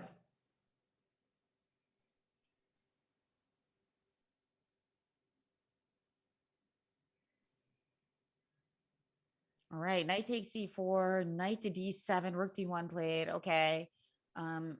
I like Cori's position. Like you said, she's been struggling with the queen pawn openings, but finally, I'm a big fan. I'm a fan of this position. It seems comfortable for white. What is she going to do now, though? She doesn't want to do too many trades. I think she might put her knight a5, yeah. I like that. Knight a5, threatening b7. Rook b8 simply played, but now when we get to play e4, bishop f4 is very dangerous. And if you take on d4, we bishop have e3, c5. It's actually not so clear. I would have done it just to gain back space. Maybe she would have done bishop f4 and bishop e5 instead. I That's don't know, true. Though. But because then there would be a more juicy activity on the b7 pawn as well. So anyway, rook bd8 played. Bishop e3 back. And d5 is still in the air. It is. And it's a very nice looking position. Okay, we could have taken an h3 and b7. That's true, actually. Yeah, maybe she should have taken the cookie there. Because now that she hasn't taken the cookie, it's not necessarily going to come back that easily. And meanwhile, Antoinetta is playing very practically here to get an attack of her own. But now I can take on e4, I have bishop g4. I don't care about c6, actually. I'm not sure about this d5 move, to be honest. Well, now it's okay again, but this was... Well, I can take on d5, can I? And have e6. No Yeah, that's a good tricks. point. Knight takes d5 and you play f4, e6, and I'm protected. And there it Maybe is. I can play bishop takes a7, as dubious as it looks. Maybe this is still possible. Gosh, it does look dubious. And wait, what's going on? Why you're saying b6, you just take on b6. Okay. So Antoinette has played f4. I don't know. I think Antoinette is gonna win this game somehow. I'm just tactics seem so dangerous with her king on g1. I'm very scared about this position.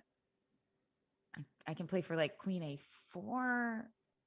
She played h5.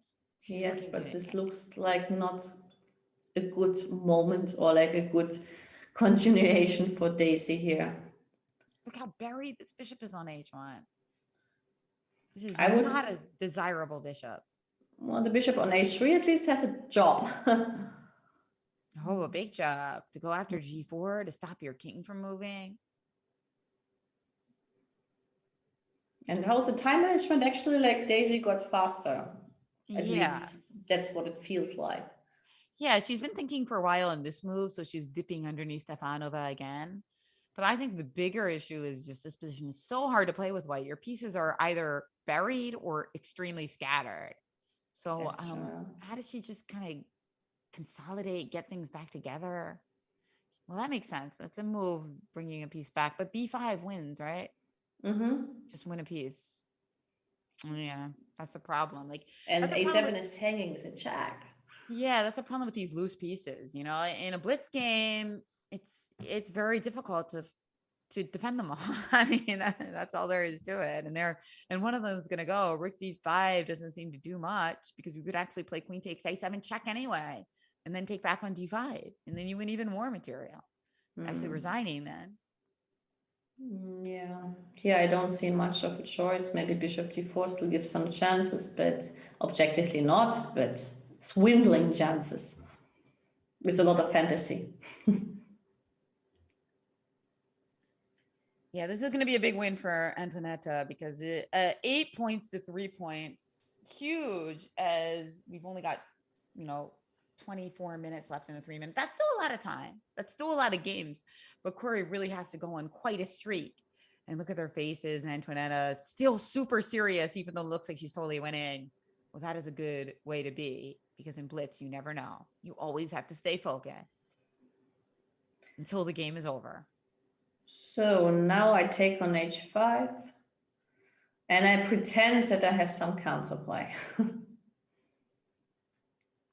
Yeah, you have some confidence. Rook d4. Oh, wonder if she's just gonna play remember queen a7 and you can't even get out of this pin because the bishop Yes, on this h3 may stops happen. it. Yes, and you just predicted it. Yeah, it's not good. It's not good. There's no way out, and you can't protect the rook with a pawn either. Now a move like knight f6 looks g5 check. I found one way to lose it or to make it interesting. But the funny part is probably even then you are still winning. Probably, yeah. I just made it more interesting. She's like knight e7, looking to go to the c6 square, and queen e6, but d4 is hanging. Right. So There's no g5 check as a trick. Well, there is, and queen takes h3, but it doesn't help because I can play simply king h7 is maybe safer because after king g7 there's queen e5 check. and black wins by resignation. Great game there by Stefanova, who now has 8 points to Cori's 3. +5 is a number, of course. Yeah, +5 is a big score. And we got another Sicilian. Last time we saw b3, and we see b3 again. And you pointed out Queen e2 here, I think, is stronger. But queen okay. e2 as opposed to knight c3. Yeah. But you pointed out that this is a nice way for black to play, forcing the knight on c3, blocking the diagonal. Yes, but a6 as we already pointed out, is probably not necessary. Yeah, I just find this position a little scary for Cori in a blitz game because she's got so many moves left to castle three, and that's if everything goes as planned, right? Hmm. If White does something unexpected that brings a threat, you have even more moves until you get to get that king into the out of the center. And last time, if you recall, she played for like Queen C7 and Bishop D6 to at least gain a little bit of a tempo against H2 Yes, along but the way. actually, the setup Antoinetta here chooses is not the safest, let's say, on the black squares. Different this time. Last time she did not play this move F3. So maybe Yeah. she's gearing up to castle queenside this time. Okay, bishop c5 still, like, I mean, I would be happy if you're going queenside. I have more attacking chances. But True. now I have the choice. But okay, bishop b4 is actually maybe a threat. So Antonetta played A3, stopping bishop B4. Last time Cori also got a good position in this. Like, do you remember she stuck her bishop on E5 and she had a very pleasant position. That's true, yeah. So it's odd that in some ways Antoinetta seems to be getting better positions with black in many cases than she's getting with white. At least when Cori plays a Sicilian. Yes, actually, I think she should have played the Sicilian a much more often games because, I mean, it gave her at least a much better positions. Instead of the Scandi, yeah. Yeah, yeah. Knight takes D5, exactly. I mean, this is the kind of fun Sicilian position that we like to see. Castles. I mean, there's still a lot of trades, so it's not as wild as some Sicilians, but black gets in that move D5, which is usually a very good sign in the Sicilian. G3, stopping knight F4. But what's going on here? What about a crazy move like knight E3 here? How's that? I don't think it was very good because you probably just take and then Yes. play king A1. And But then there was not a check. yeah, there wasn't enough there. But just keeping our eye on things, just gotta make sure. Whew. Knight That B4 played. Okay, takes. actually, like, maybe there was like knight c3 instead of. I know that the queen was hanging, actually, yeah. Okay, here black should at some point make some kind of heir to the king because rook d8 could be interesting, but for now it doesn't work. She's played rook C7, just um Doubling delaying on that the because c she's trying file. to triple on the C file, rook behind. But you're right, she's gonna need that luft, as we call it. And she's Luft, you call it Luft? oh, that's a German word, right? Yeah. Yeah, we do. We do. We Really, just I didn't know that you call it Luft because I mean, like, I know that there's Zeitnot and Zugzwang, but I didn't know there was Luft as well. yeah, we do. We do. That's a big one for Americans. I think with kids they might learn like air hole or something. You know, But in German it's Luftloch. So basically, if you add the Loch, then actually you have the perfect German what's chess term. Luftloch? Yes, Luftloch. It's like the air hole. The air hole. Okay. Yeah. So Luftloch. That sounds cool. I like And that. you say it in a very nice way.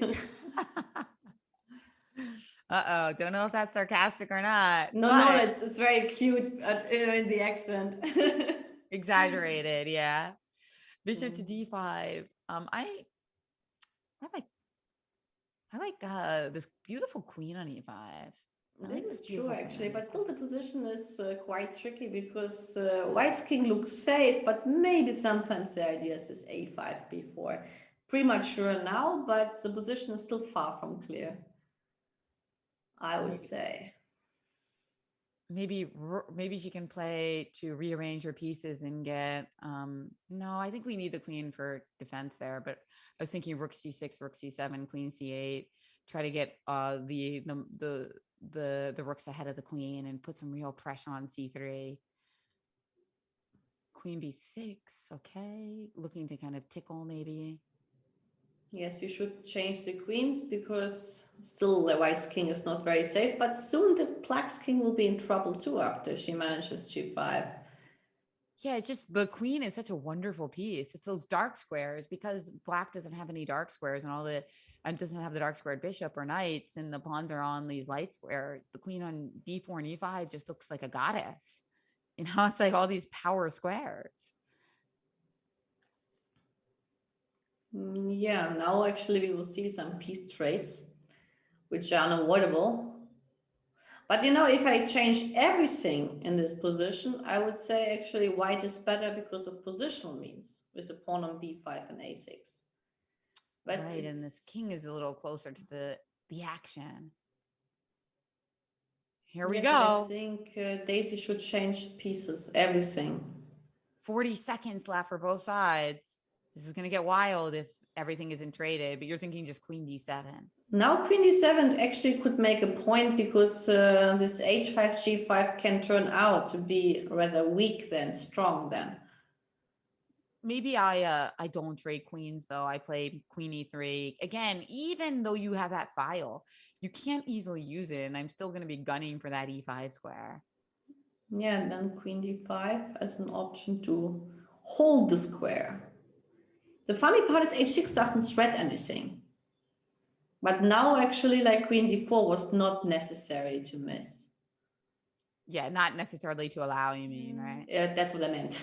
Yeah, because this is like, I mean, maybe black can defend this, but it's a headache and you have 7 seconds. Good luck. f5 only move, right? Yeah, but this little creepy moves with the queen. It's not fun to play to defend against with 6 seconds. I don't like that. Oh, although maybe she has queen g2. Maybe. Okay, queen f7, king h7. These are moves she is forced to play. And then, okay, either you protect or Oh, good not. move. Look at that. She goes from the weakness, like you're tying down these pieces over here, and Antoinetta goes on the other side. Is what's going on here? Queen e5, beautiful move again. This pawn is just too powerful. She's just So queen queen h8 and d2 making a check. queen is Oof. possible. But it didn't matter because anything was enough that Cori was in big trouble as Antoinetta was about to make a second queen and she had more time than her opponent. Yeah. What beautiful play by Antoinetta Stefanova. So now she's +6, which is quite a statement.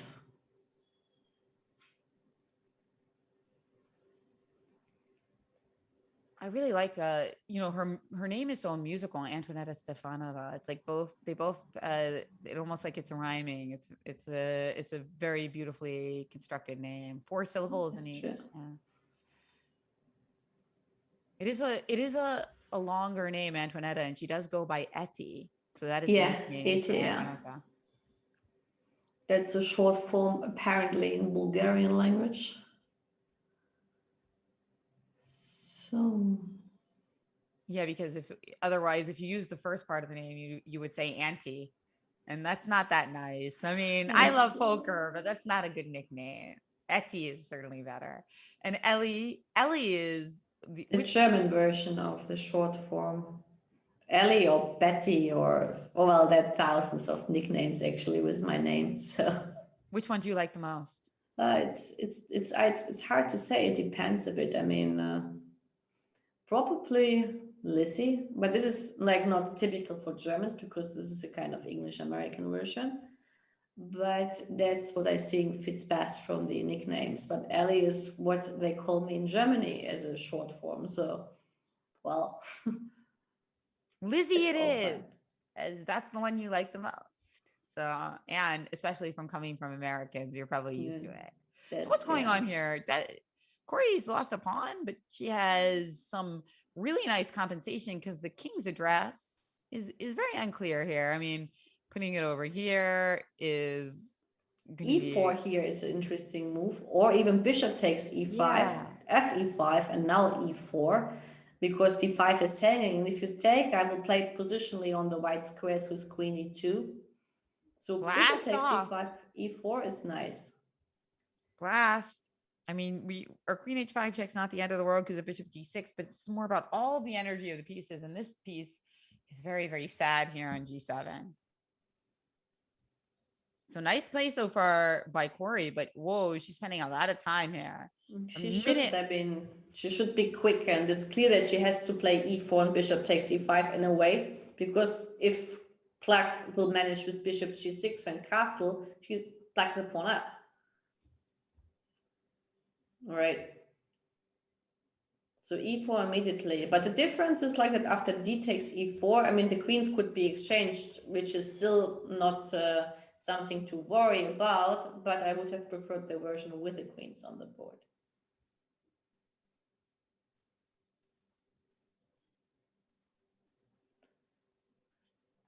All right, d takes c4.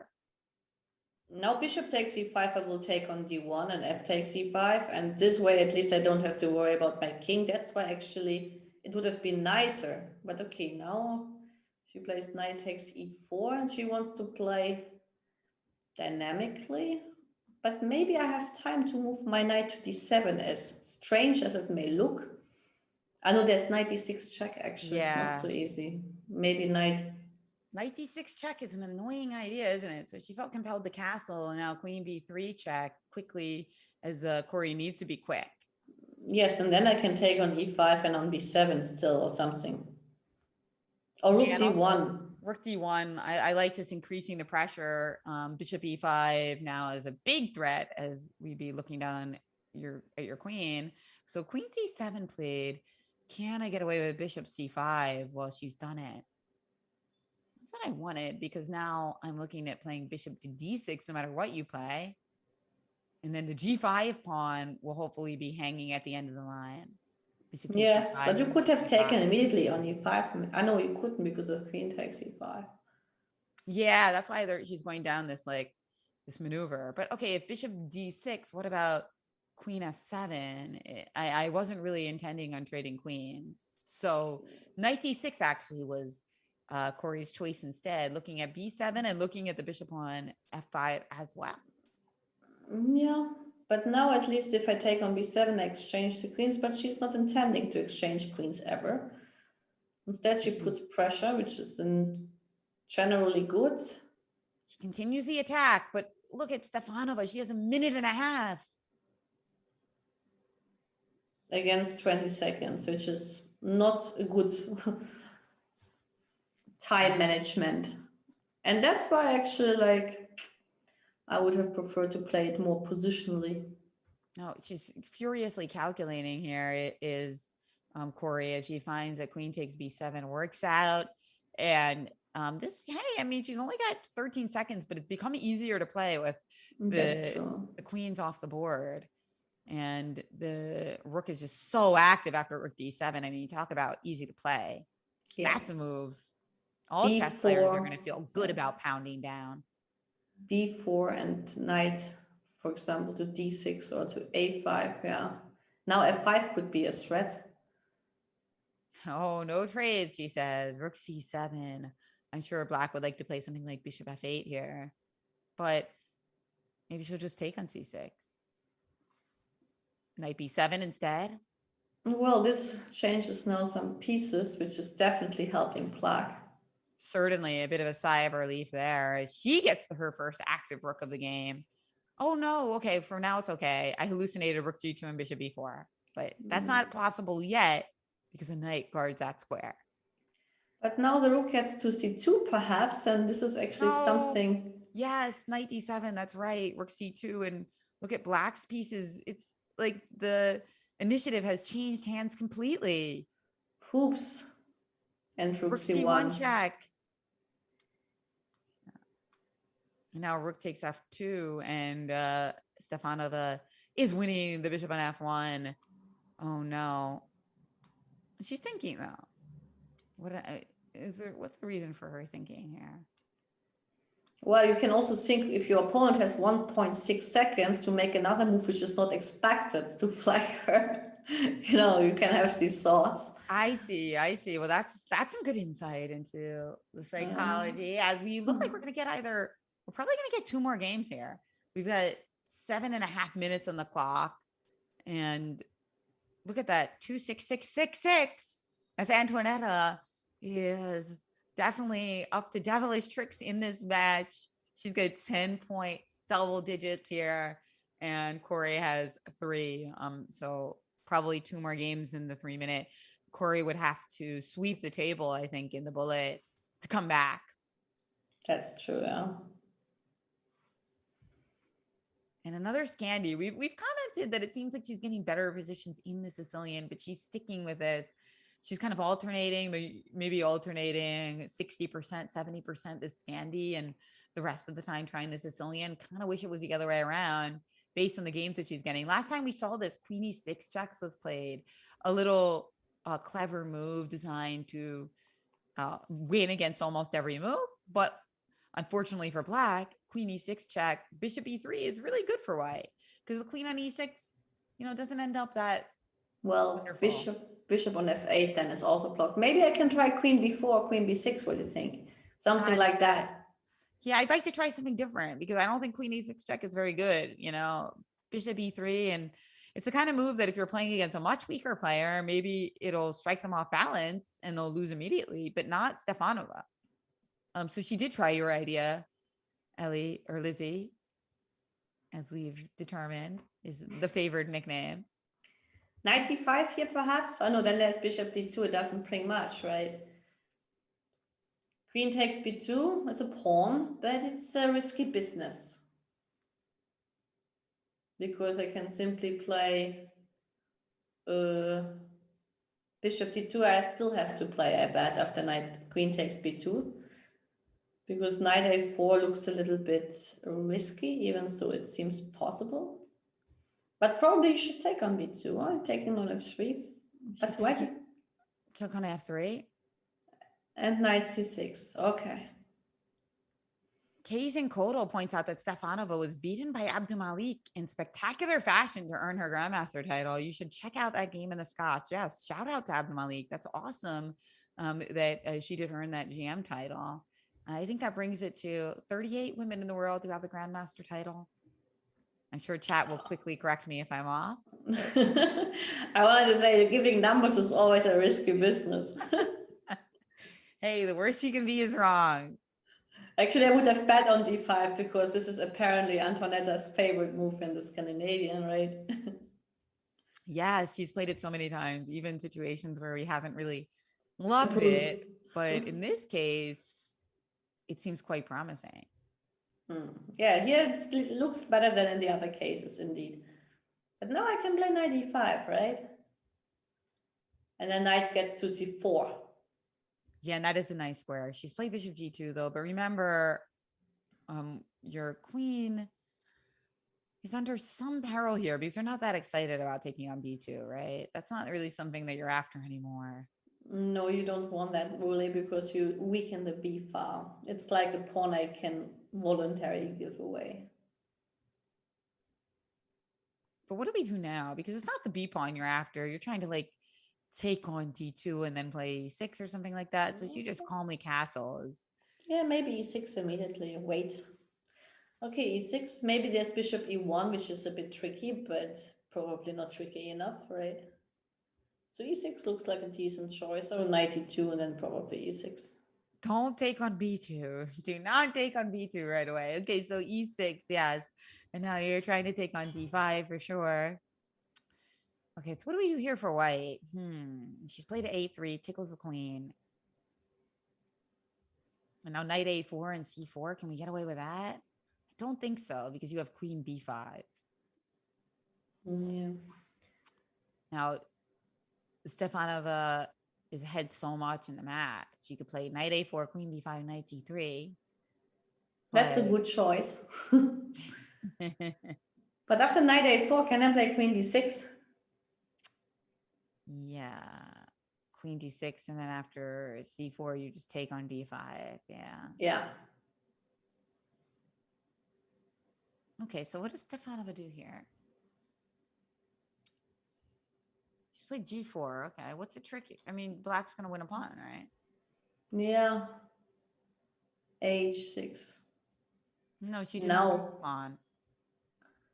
I mean, she wants to take on d5 as a pawn, that's why. And after pawn takes d5, there was maybe g5 move.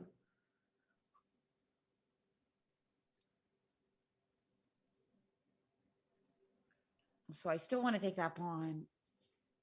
Got to do something. Yeah, but if I take now, there's queen f5 check. I think this is an idea, right? So that's why she's played king b8. Got her queen out of all the potential checks. I mean, her king, rather. when you castle queenside, your king isn't really castled till it's on b8. Some people like to think. Knight a4, queen Actually, a5. yeah. Can I now take on d5 as a pawn? Yes, probably I can. Yeah, now you can. c4, don't take it. There's queen b7 mate. But bishop d6, much better choice, no doubt. And she's taking the pawn back. Rook e8. Still black should be better. Queen c5. You're Getting trying to the get queen. that. Yeah, you want to get that queen back over to the other side, don't you? I want to get the queen to f4. I am very modest. That's why queen c5. But actually, like, okay, she wants rook b6, but this is a risky business, maybe against the e file. So, I mean, I don't like the way Cori coordinates. Look at that. Speaking of risky business, f4, as we've got a 20-second game, both players with 20 Mouse seconds. slip. No, a mouse slip. Mouse Mouse slip. Oh, yeah. our first mouse slip of the day. Hopefully our last. And that allows us to get one more 3-minute game in, as they've got 1 minute left on this clock. Hey, Raj Cosmos. Yes, mouse slips are terrible feelings, I can tell from my own experience. Yeah, they are. They are. You know, that was a tough one because it was getting really interesting. And then she, of course, meant to play queen c5 check, but she played queen b5 by accident. It happens to everyone. And you just got to hope that it happens to you less than it happens to your average opponent. That's true. You know, actually, like now there was this kind of hybrid tournament. I don't know of the European Men's Championship, and there was a match between some young Polish or Czech Republic grandmaster against Gelfand, and Gelfand did a mouse slip, and actually the opponent offered a draw, which was probably the most sportish behavior I've seen in many years. Yeah, that's lovely. Because the mouse slip would have lost the queen and Gelfand could resign. And even in hybrid, it happens when you have in the classical time control a lot of time. Was that the one that got the wild card as a result of that? This I don't know. Could be that he got a wild card. What was his name? Sure. I don't remember the name. Probably Chet knows, but it was a young guy either from Czech Republic or from Poland, but I believe, or Slovakia, but from one of these three countries. But he offered a draw, but I don't know how the tiebreak actually eventually went. But I remember it hit the news because it was, well, one of the most sportmen kind of, I don't know how you call it in English, but it was something. You call it like that? Sporting. I love to see it. You know, I really think that it's so important because there is, of course, a lot of examples of people violating fair play, sadly. Not that many at the highest level, but there are some. And I think that really acknowledging and recognizing when people are going above and beyond fair play might be a good way to teach children to be super fair, that you can get rewarded for it. You know, maybe not today, maybe not tomorrow, but that one day those karma is with you if you believe in karma, right? Yeah, exactly. Not always. It's not like every time you do something good, like you're gonna get a wild card or like an article written about you. But the idea is just that you see it happening, and you see that as like one of the values. I mean, to me, that's one of the points of the game like chess. You know, that when everything is on the line, how do you behave? Not just the quality of your moves, but how you treat other people. Yeah. Rook c8 played, attacking the knight on c4. Yeah, and the knight on b3 guards c1. Yeah. Yes, the Slovak GM Perchak responds with gracious draw after says sometimes SH. So Perchak was the name. And the Rio Greco says that we used to give out sportsmanship trophies, but those are out of style these days. Bring it back.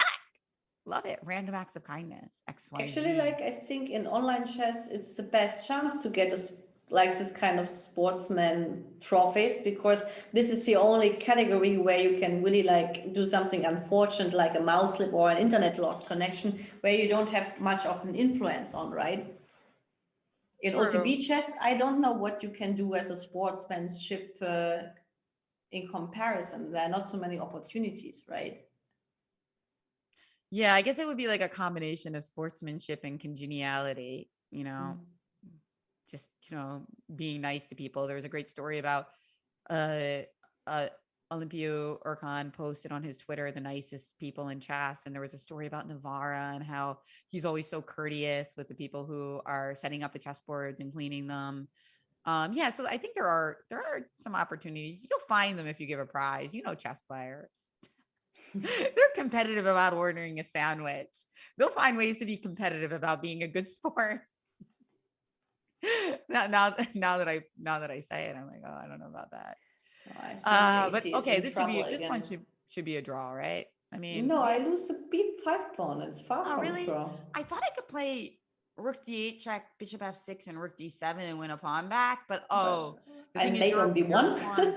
your pawn is so much stronger than mine, and I have to make luft to start off. So I guess I can start with h3, and then after rook b5, I don't win my pawn anymore, huh? No. And if I play rook f8, you just have king g6. Yeah, it's just a pawn for nothing, a pawny pawn.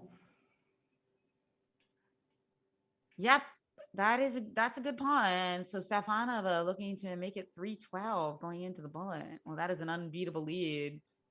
Actually, how much time is in the bullet? 25 minutes. Which means actually like in 25 minutes, one game lasts, let's say 2.5 minutes, right? Yeah. He can to lower down a -8 score. No, it's no -8 now. It would be -9. It's almost impossible already. No, and it's more than 2.5 minutes, I think, right? With a 1 second ink. A lot of games will take 3 minutes, I think. Yes, so basically it's impossible already. Even if she would win all games, because she can maximum play 9 games. 8 games. If Cori wins this game, like if somebody hangs a rook. Yes, okay, if she wins this game, she still have chances, but if she loses this game, then she cannot make -9 even, because she will not manage to play 9 games, right? If one game lasts 3 minutes, as you say, just by calculation. Yes, but there is at least a consolation for Cori if she can, get closer in the bullet, and maybe even win the bullet portion itself. Some whole man is pointing out that Magnus played some e5, queen g5, queen d2 to level a match after a disconnection. I believe that was with Ding Laurent earlier, maybe in 2020. Yeah, no, I don't remember this, but I heard something like that. But now actually it's e5, and then after king f is almost mate, it looks very suspicious. Yeah, it does. Where's the mate, guys? Where's the rook mate? f2? Rook f2 is a mate. That's a good one, yeah. Okay, no, it's not a mate yet because there's rook b3, but it looks like rook g3 has the same idea. And check. No, there's f6. f6 and g6. Oh no, there's king and rook f4 and g6. That was missed. Oh, okay. Things are now open again. 10 seconds left for each player. It's obviously Stefanova is winning. She's threatening g6, but the king is pinned at the moment, so you can't actually play g6 right now. But black won by timeout, and she increases her lead to 12-3. What a majestic performance by Antoaneta Stefanova so far. But we are going to go to a little break as we get to the bullet portion, which no matter who wins is always the most heart-thumping of the competition. True.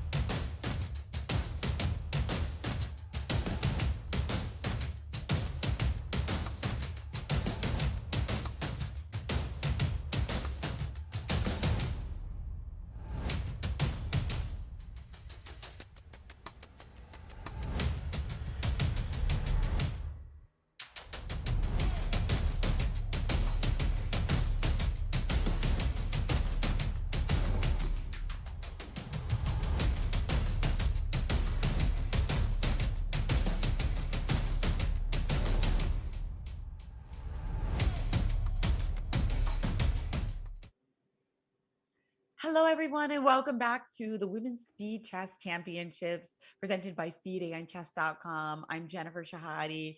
I've been analyzing all day with the wonderful international master Elizabeth Pates. And wow, Stefanova is off to such a big start in this match. But before we get back to that, I want to give a shout out to the Junior Speed Chess Championships, which is starting on July 4th. And if you like the combative style that is going on here in the Women's Speed Chess Championships, you are definitely in for some more fun with the Junior Speed Chess Championships because they also play for blood. And that will be presented by chess.com and ChessKit. But let's get back into this match as we are now about to watch the fastest part with our bullet competition. 1 minute with a 1 second increment is going to be starting momentarily. Cori will have to win almost every game to make the match close, but I don't even think there's enough time for that, Lizzie. No, I think even if she wins all the games, she will not manage it because the score is 12-3, right? Yeah, she would have to have some very quick checkmates. But Yeah. of course, Stefanova will use some strategy in that regard. And, this is the part where the player who's ahead, if it gets remotely close, will, make sure that it takes as long as possible for their opponent to mate them. Yeah, but okay. I mean, like, I would at least wish for good, let's say, or like a good way of a finish that Cori wins the section, even though she won't win the match, right? So she Agreed. has some better thoughts or like a better feeling. Agreed. I would like to see that too. It looks like they're getting ready to go as we see the final position from our 3-1 game here. And here we are off. And Stefanova plays e4 and knew Cori had been mostly tangling with the Scandinavian and the Sicilian, but she goes for the modern defense this game. Makes sense because you can play all your moves really quickly. Yeah, modern actually I also like to play in 1 minute bullet chess because you get a lot of moves done automatically. Exactly. And white often has to play actively to get that edge. And look at this, h5, just going for it, d5. Already, I'm liking the way that Cori is approaching this bullet match. Yes, now we will see. Yeah, and that's how she should see it as a new match because that's going to give her the most chances of making this score look a little prettier. Yeah. As what's going on now? Look at this great structure for white. Bishop g5, these pawns are just so upsetting. Upsetting is a very nice way to put it. Yeah. I have a 4-year-old, so I'm always trying to avoid the words that I don't want him to say. Yes. Okay. Well, this is also extremely upsetting in the dark squares. It looks like Antoinette is off to a very good start because the problem with this bishop pair here is really the dark squares are just completely dominated. And in order to save any semblance of her position, Cori just said, go ahead and take on a8. But Stefanova wants mate. Well, which is actually not unusual in this kind of positions, right? And look at this. All the pieces are flying away as Stefanova wins the first game of the bullet, 13-3. She has a 10-point advantage on Cori. That's not fun. Let's see if the next game is a little more fun. Yes, but besides that, probably like also objectively speaking, if you have such a down score and you have no more chances, the motivation might not be the highest, right? So it will be very difficult to motivate yourself. Maybe, but I feel like chess players are so competitive and it's a bullet game. So it's not like you have to sit there suffering in a bad rook game. You just have to play moves. I think it's more like her confidence is shaken. So that might be more of the factor. I mean, I don't know. I'm not inside her head, but I think that might be a big factor here as well as just motivation. Yes, but I'm trying also to read body language, right? Yeah. It's difficult. It's difficult. Yeah. That's why chess is like in chess matches are so brutal. It's like I also play poker and it's like heads up poker. It is tough to be playing against the same component who has your number that day because you have to keep playing, You have to keep playing and you have to do your best, but it's psychologically very tough. And that's why It's I very tough. admire people who put themselves out there. You when you put yourself on the line like this, you risk that, doing horribly. And when it happens, gotta get over it. And I'm sure Cori has many good results in front of her, but this is not one of them today. That's true. It's not her day for sure. But can she win this game? One game at a time. Rook c1. She's looking to play c5, expand, get that nice little pass pawn that actually Stefanova punished her with in one of her games, one of her many wins. Yeah, we will rather see a rook string and an idea to mate. Even so, I think like you should play on the wing where you have the pawn majority as a kind of basic rule. So it makes more sense to push b4 and maybe hit c5 at some moment when it's good. But definitely I would not try to play on the king side. I would really try to play on the queen side because this is my strong wing. Yeah, because you have more pawns over there. But overall, yeah, but such things usually backfire because you really like disturb your coordination. Yeah, and I don't like having to take that bishop off. That's never fun. Yeah. But tactics could be in the air here. You need to watch out for black, as there is this battery along the b file. Knight f5 played. Okay, e5 was not necessary to give the square, but probably still fine. But now at least I have a superior knight. But yeah. Yeah, the knight is a beautiful minor piece here. And now queen g4 threatening knight takes h6 check. Knight coming into d6. Looks like this could be could be Cori's game as c5. Now queen h7 is now in the position as well. Of course, the rook was in take, so maybe not right away. Queen h7 now would have worked. And there, she stopped it, has Stefanova. She played g6. But we still have that extra pawn, and what a juicy pawn it is on d6. It's just about staying ahead on the clock too, though. She should play h5 as a principle of two weakness, creating another weakness on the king side, right? That's so right. But first she has to make sure she doesn't lose d6. She's having trouble coordinating here. Maybe rook d4. Yeah, that looks nice. So the rook and the queen defend each other and then play h5 at that right moment, as Lizzie is pounding the table for her. Ooh, rook f7, but she's given up the goodie. She's giving up the better pawn, which is not what we wanted. But look at this. Stefanova is actually the one on high pressure in this pawning game. What has this been calculated? How do you calculate a pawning game in a bullet game? Well, actually, like I would dare to say it hasn't been calculated. You dare to say, oh my gosh.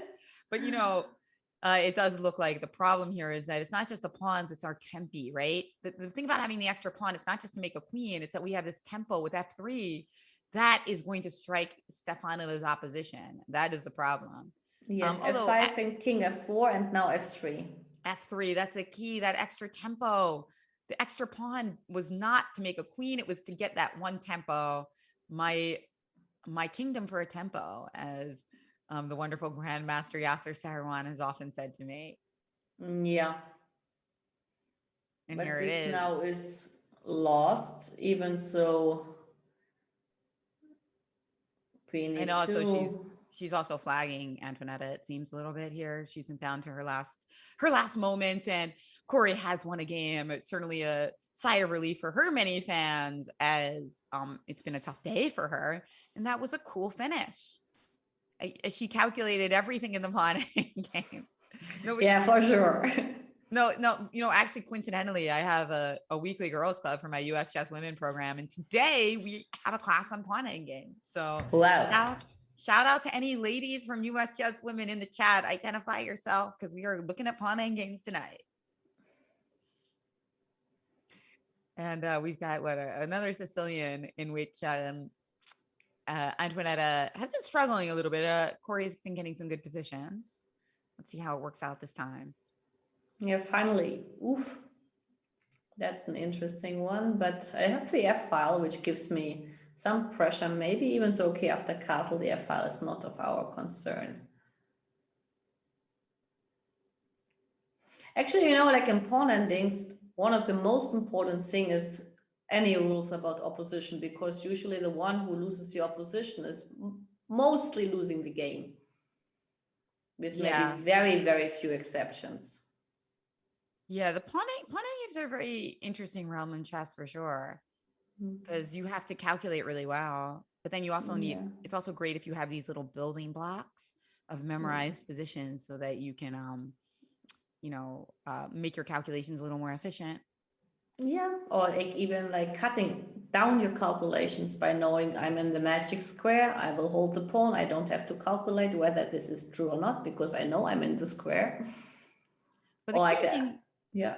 for bullet games and very fast blitz games, when you're winning, the key thing is don't get into a pawn end game unless you're 100% sure it's winning. That's true. Because you don't have time to calculate it. So that's where you really need those building blocks. Now, speaking of end games, we've got another one on tap here. And it looks like Cori has done well for herself. She has a massive time edge. And I think she'll try to play this for a win just on that basis alone. But you know what is so strange? In the 1 minute section, she's clearly faster. But in the 3 and 5 minute section, actually, her biggest problem was the time management. This doesn't make sense to me. Maybe she can play like these categories like a bullet game. Yeah, it happens. It is a feature of number of players. I think it's just that when people are given a choice whether to think or play quickly, sometimes they choose to play slower. But in bullet, there is no choice. You know that the name of the game, I mean, it's in the name, lightning bullet. You're told you must play fast. So, they have no choice and then they play quick and they show what they can do. I think that's part of it. There's so many examples of people who are absolutely amazing blitz players, but somehow they get into lots of time pressures in their game. And it's a little baffling, but it happens a lot. If you people in the chat want to mention some examples of that, please do. Oh, I obviously the famous one is Grishok, right? But Yeah. do you have any other examples other than that? What's Wow, going now on they are here? really tight on time. Queen H1 was threatening mate, so it looks like they're going for a draw here. Yeah. And some very interesting games here. Very well played by Stefanova today. I don't think Cori, her openings maybe weren't the greatest today, but overall, I don't think her play she wasn't blundering much. She had that horrible mouth slip.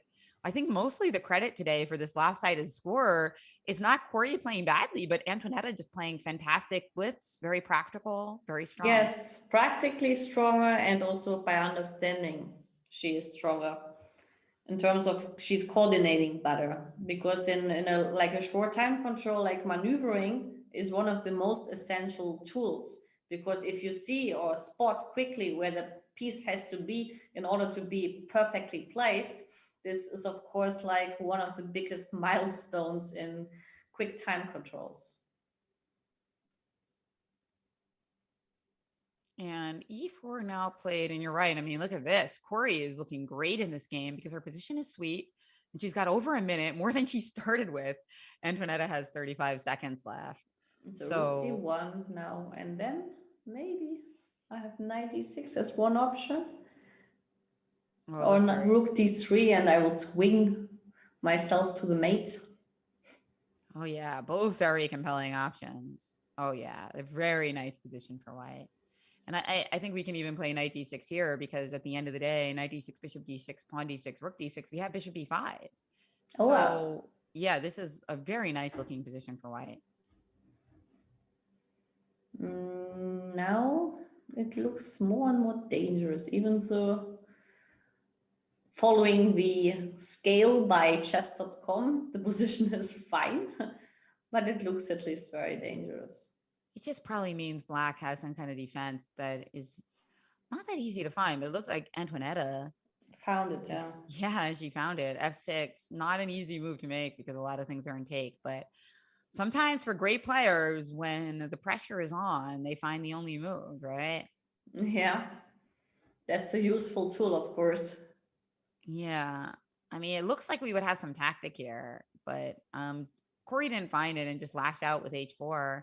But here, unfortunately, unlike before, we don't have bishop e5. That's the point. That pawn on f6 prevents it. Oh, but bishop a3. Oh, nice one. Nice Bishop one. a3 can be an upsetting point, and there's queen b6. That was the idea, I take it. But then there's queen c4 check, and you have knight e6 check, but then still like you lose material. Yes, queen c4, knight e6 check, and then you can just play king h2 or something, and you're still got the pin that you win with. Yes, but so this all was that missed. was missed, but white is Daisy, still ahead. White is still ahead on time, and the pawns are equal though, so it'll probably be a draw. Yes. Oh, well, wait, what's going on now? Rook e2 check. That's a bit annoying.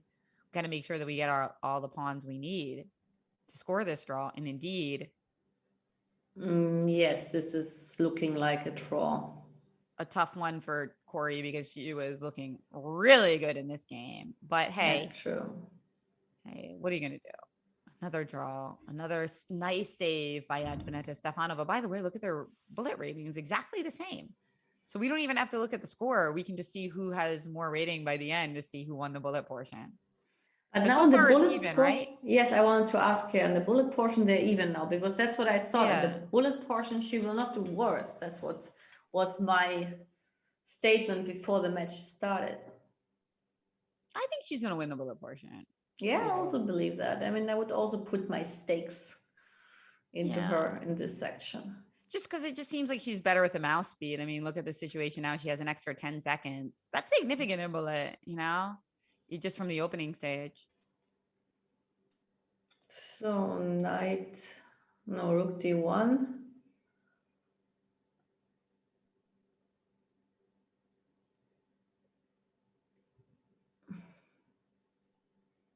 E5, okay. So there's pros and cons of this move. It cripples black. It gains a big space advantage. But it also gives black this nice square on f5, looking to attack the d4 square. But that is why white has that rook on d1. So it kind of takes the edge off.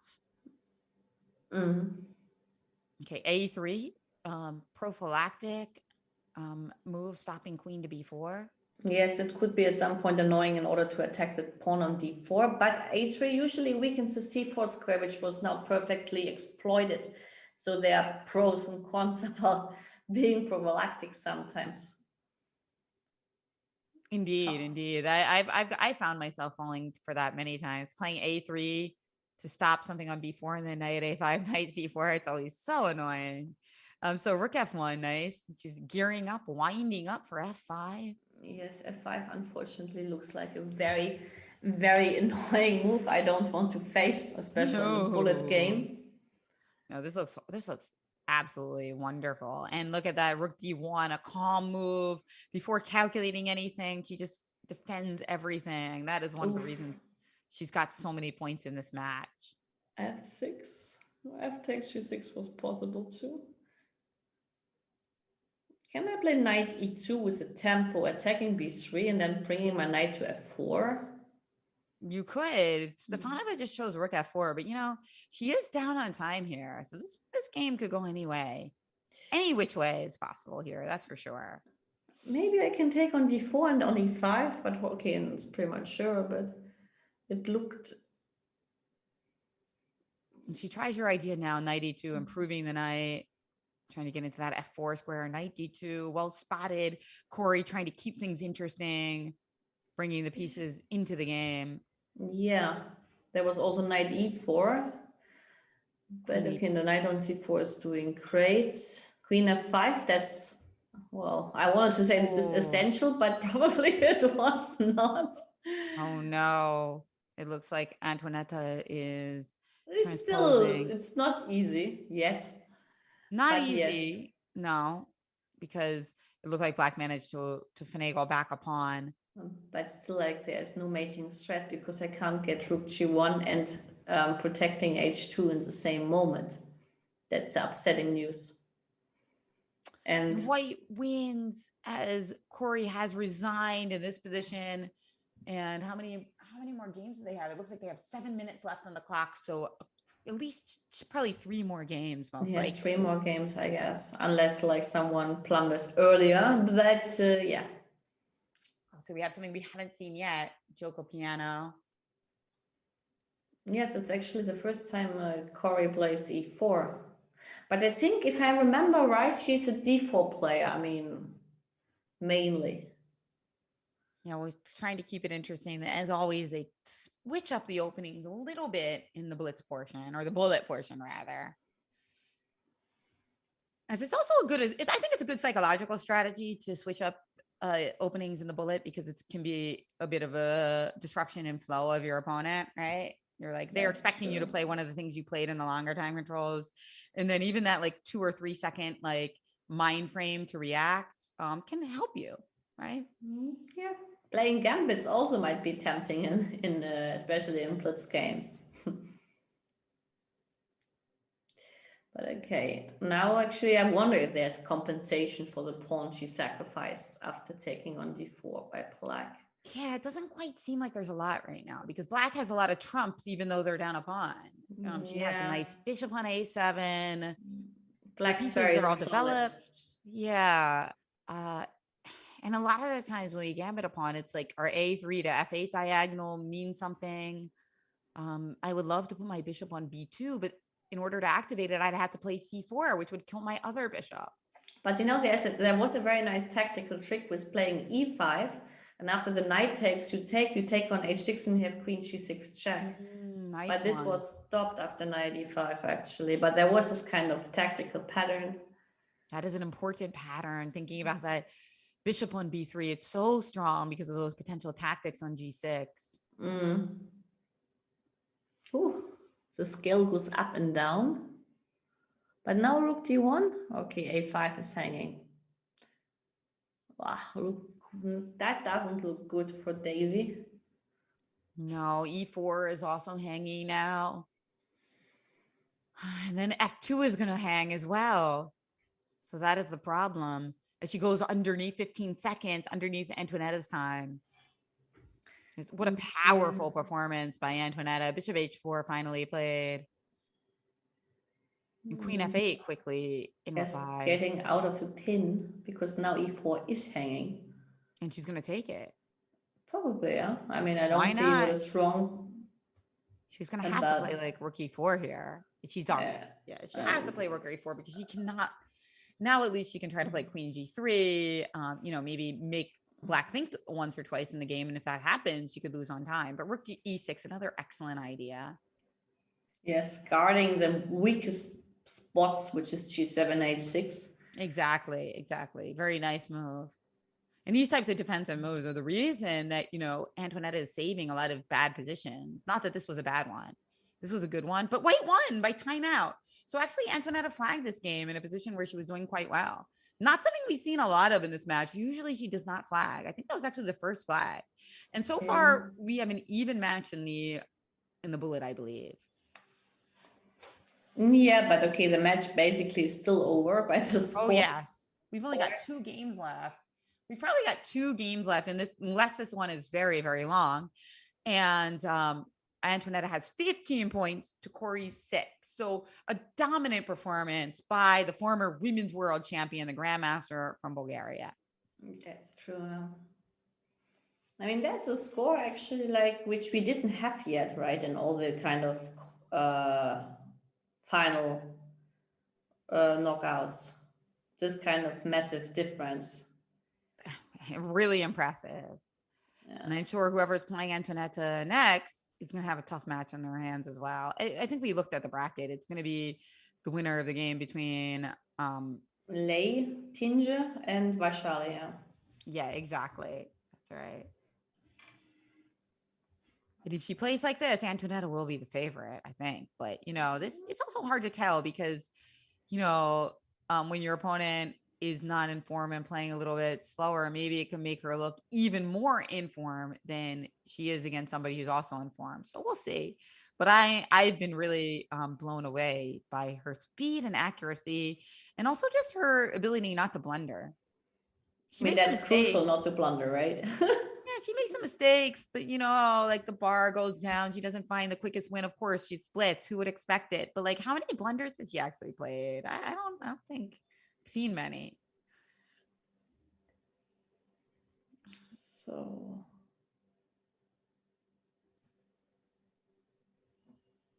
So the knight would normally be a really nice piece here because the bishop's pawns are in its same color, but it doesn't really have a clear square to go to, right? C5 is beautifully covered by the pawn on B6. So Antoinette potentially in a little bit of trouble again because she's also got less time. That's true. But okay, I mean, it's not so easy to guard the seventh rank because there's rook c7 check now. And now I can take on h7 and take on e4. And suddenly life looks a little bit better. Yeah. But still, like, should be good for black because I can take on a3, I guess. But now at least there's knight f3. Maybe king e7 is a better option, not to run into the d4 check. Yeah, that's a problem. Those knights have so many nice ideas when you're playing in bullet games. In bullet games, it's good to change the knights with the bishops because the knights are the much more tricky pieces, actually. Yeah, and Hikaru Nakamura mentioned something very interesting about that as well. He said that in bullet, the other thing is when you get to the very end of the game, I think he was specifically referring to 1-0 games or 2-0 games. If you have the knight, you can put your king on the opposite color of the bishop, and it gives you a big advantage if you're playing on the pre-moves. Yeah. So I thought that was quite interesting. He said that for that reason, the knights are just dominant, and this knight looks dominant.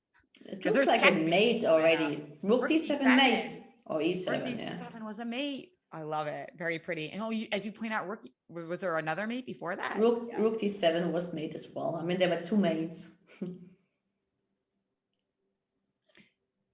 The beauty of the knight in bullet. You can't stop it. You can't stop it. And you can't stop Antoinette Stefanova today as she's got 16 points to 6. And we are in our last game as the clock is up. So congratulations to Antoinette Stefanova for making it to the round of 8. Yes, it incredibly was well played. Quite dominant performance. That's true. That's true. Well done, Cori. I mean, well done, Stefanova, and well done, Cori, for obviously qualifying. I mean, that's incredibly hard. There were hundreds of people in each event, and she qualified against Valentina Gunina, one of the best players in her qualifier. So very, very tough order. Can she win the last game to salvage the score a little bit? Yeah, I think she's got a good chance. She's got a really nice position here. That's true, yeah. It looks better for white because of the space advantage. The only question is like, how weak is the e5 pawn, right? It can be super weak. It's even interesting to play f5 now. Okay, it would be hyper ambitious, but it was interesting. So now I'm a pawn down, but there are weaknesses. Even the e4 pawn is a quite annoying pawn. Puts f2 on a target. So who's playing tomorrow, actually? Irina is playing her match against Nana Zagnidze, I believe. Okay. I think there may be 2 matches tomorrow, but we can look at the schedule. But yeah, Nana Zagnidze versus Irina Crash. Irina, I'll be interested to see what she comes up with because Nana is a very good blitz player. So that's going to be an underdog situation for Irina, who's a phenomenal classical player, but never been as well known for her blitz. But she's very competitive, so I'm sure she's working on it. Normally, I mean, don't forget for people watching who are maybe new to chess, like blitz never used to be worth as much as it has in recent years. Like it was great to be a good blitz player, but your classical rating was what got you accolades and invitations for the most part. Yeah. But with that changing, a lot of people are really taking a very serious effort to work on their blitz game.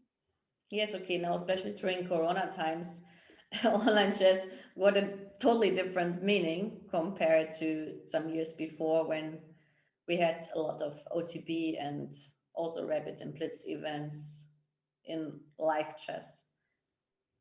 And nicely played here by Stefanova, who's getting a really beautiful position. I mean, this looks like speaking of classical chess, this looks like a classical game, but they're drawing, looks like they're repeating moves, and the match is over. Antoinette Stefanova has won. This game will quickly be reset as they do not need to play this game. A 10-point lead by Antoinette. Huge congratulations we're actually going to get set up to interview the players.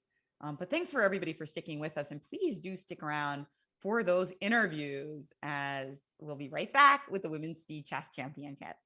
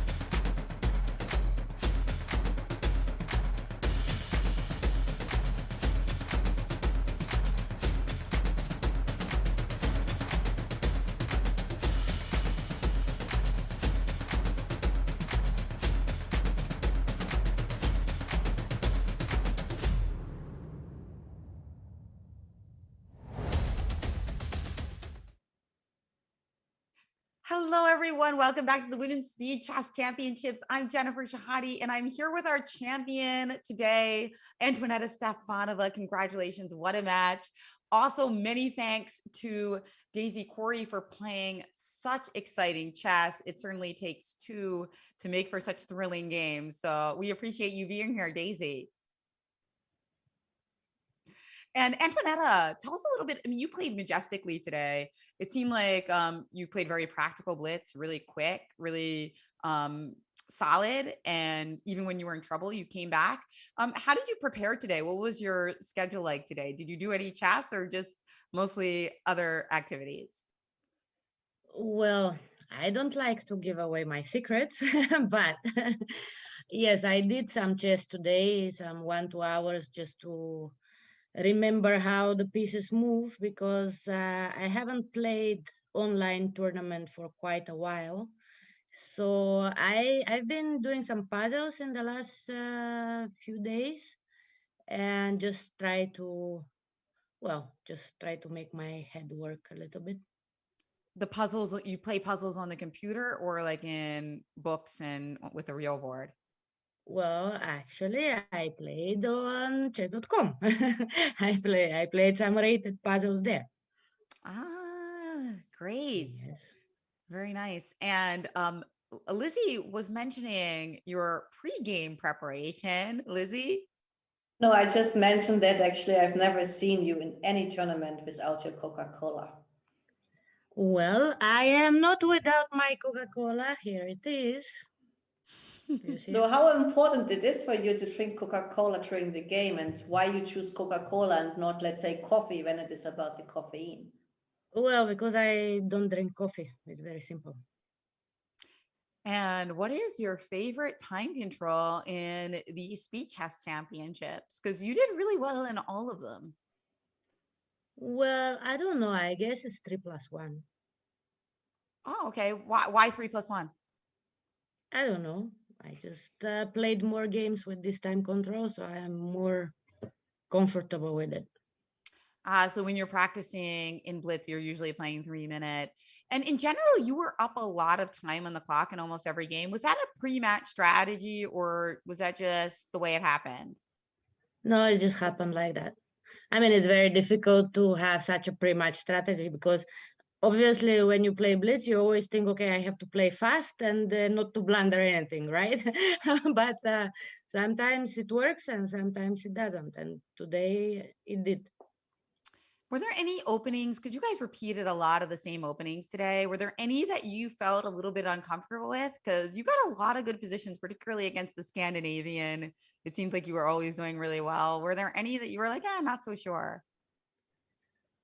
Well, no, I I don't know. I mean, probably if I check my games, I would discover that it didn't go all so smoothly as it felt during the match. But okay, I thought that okay, if it's going well, the score for me, then why to change? It's normally the one who is down in the score, he's the one changing the openings and the course of the match, right? So I left it for Daisy.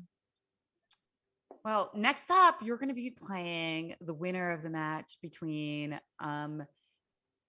it was Ashali against Vashali and T, right? Tinja. Yeah.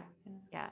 So that's going to be about in a week, and I think in about a week, maybe 5 days from now. So can you tell us anything about your life outside chess these days? I know that you have a child and that you're involved in politics as well, right? Yes, I was a parliament member in the last parliament, and actually we are now in election campaign because we have new elections in on the 11th of July. So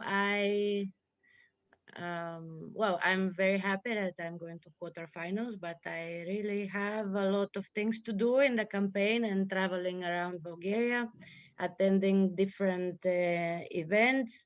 I organized the youth festival last Sunday in Plovdiv, one city of Sofia, and then we're going to have another one in Sofia, and also tomorrow I'm going for another chess activity in another town. So It's a bit hectic, and I, well, I mean, chess is great, and I always love chess, and I will love chess, but it is not the main thing in my life right now.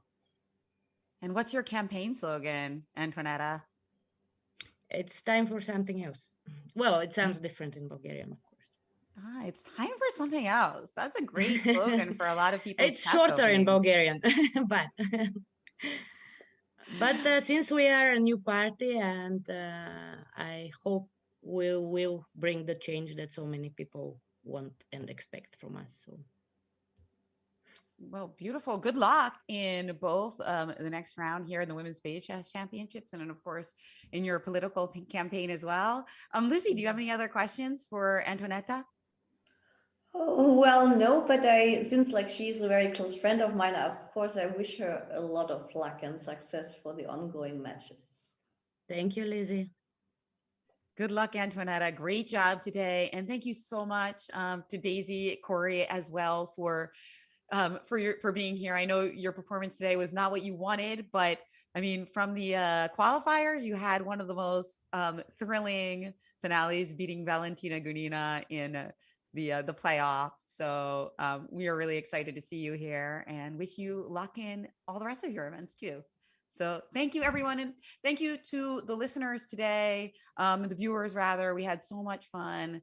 Thank you to Twitch Chat, to FIDE and chess.com, and to our producer, Bigfoot. It was a blast. And we'll be back tomorrow with more Women's Speed Chess Championships. Thank you.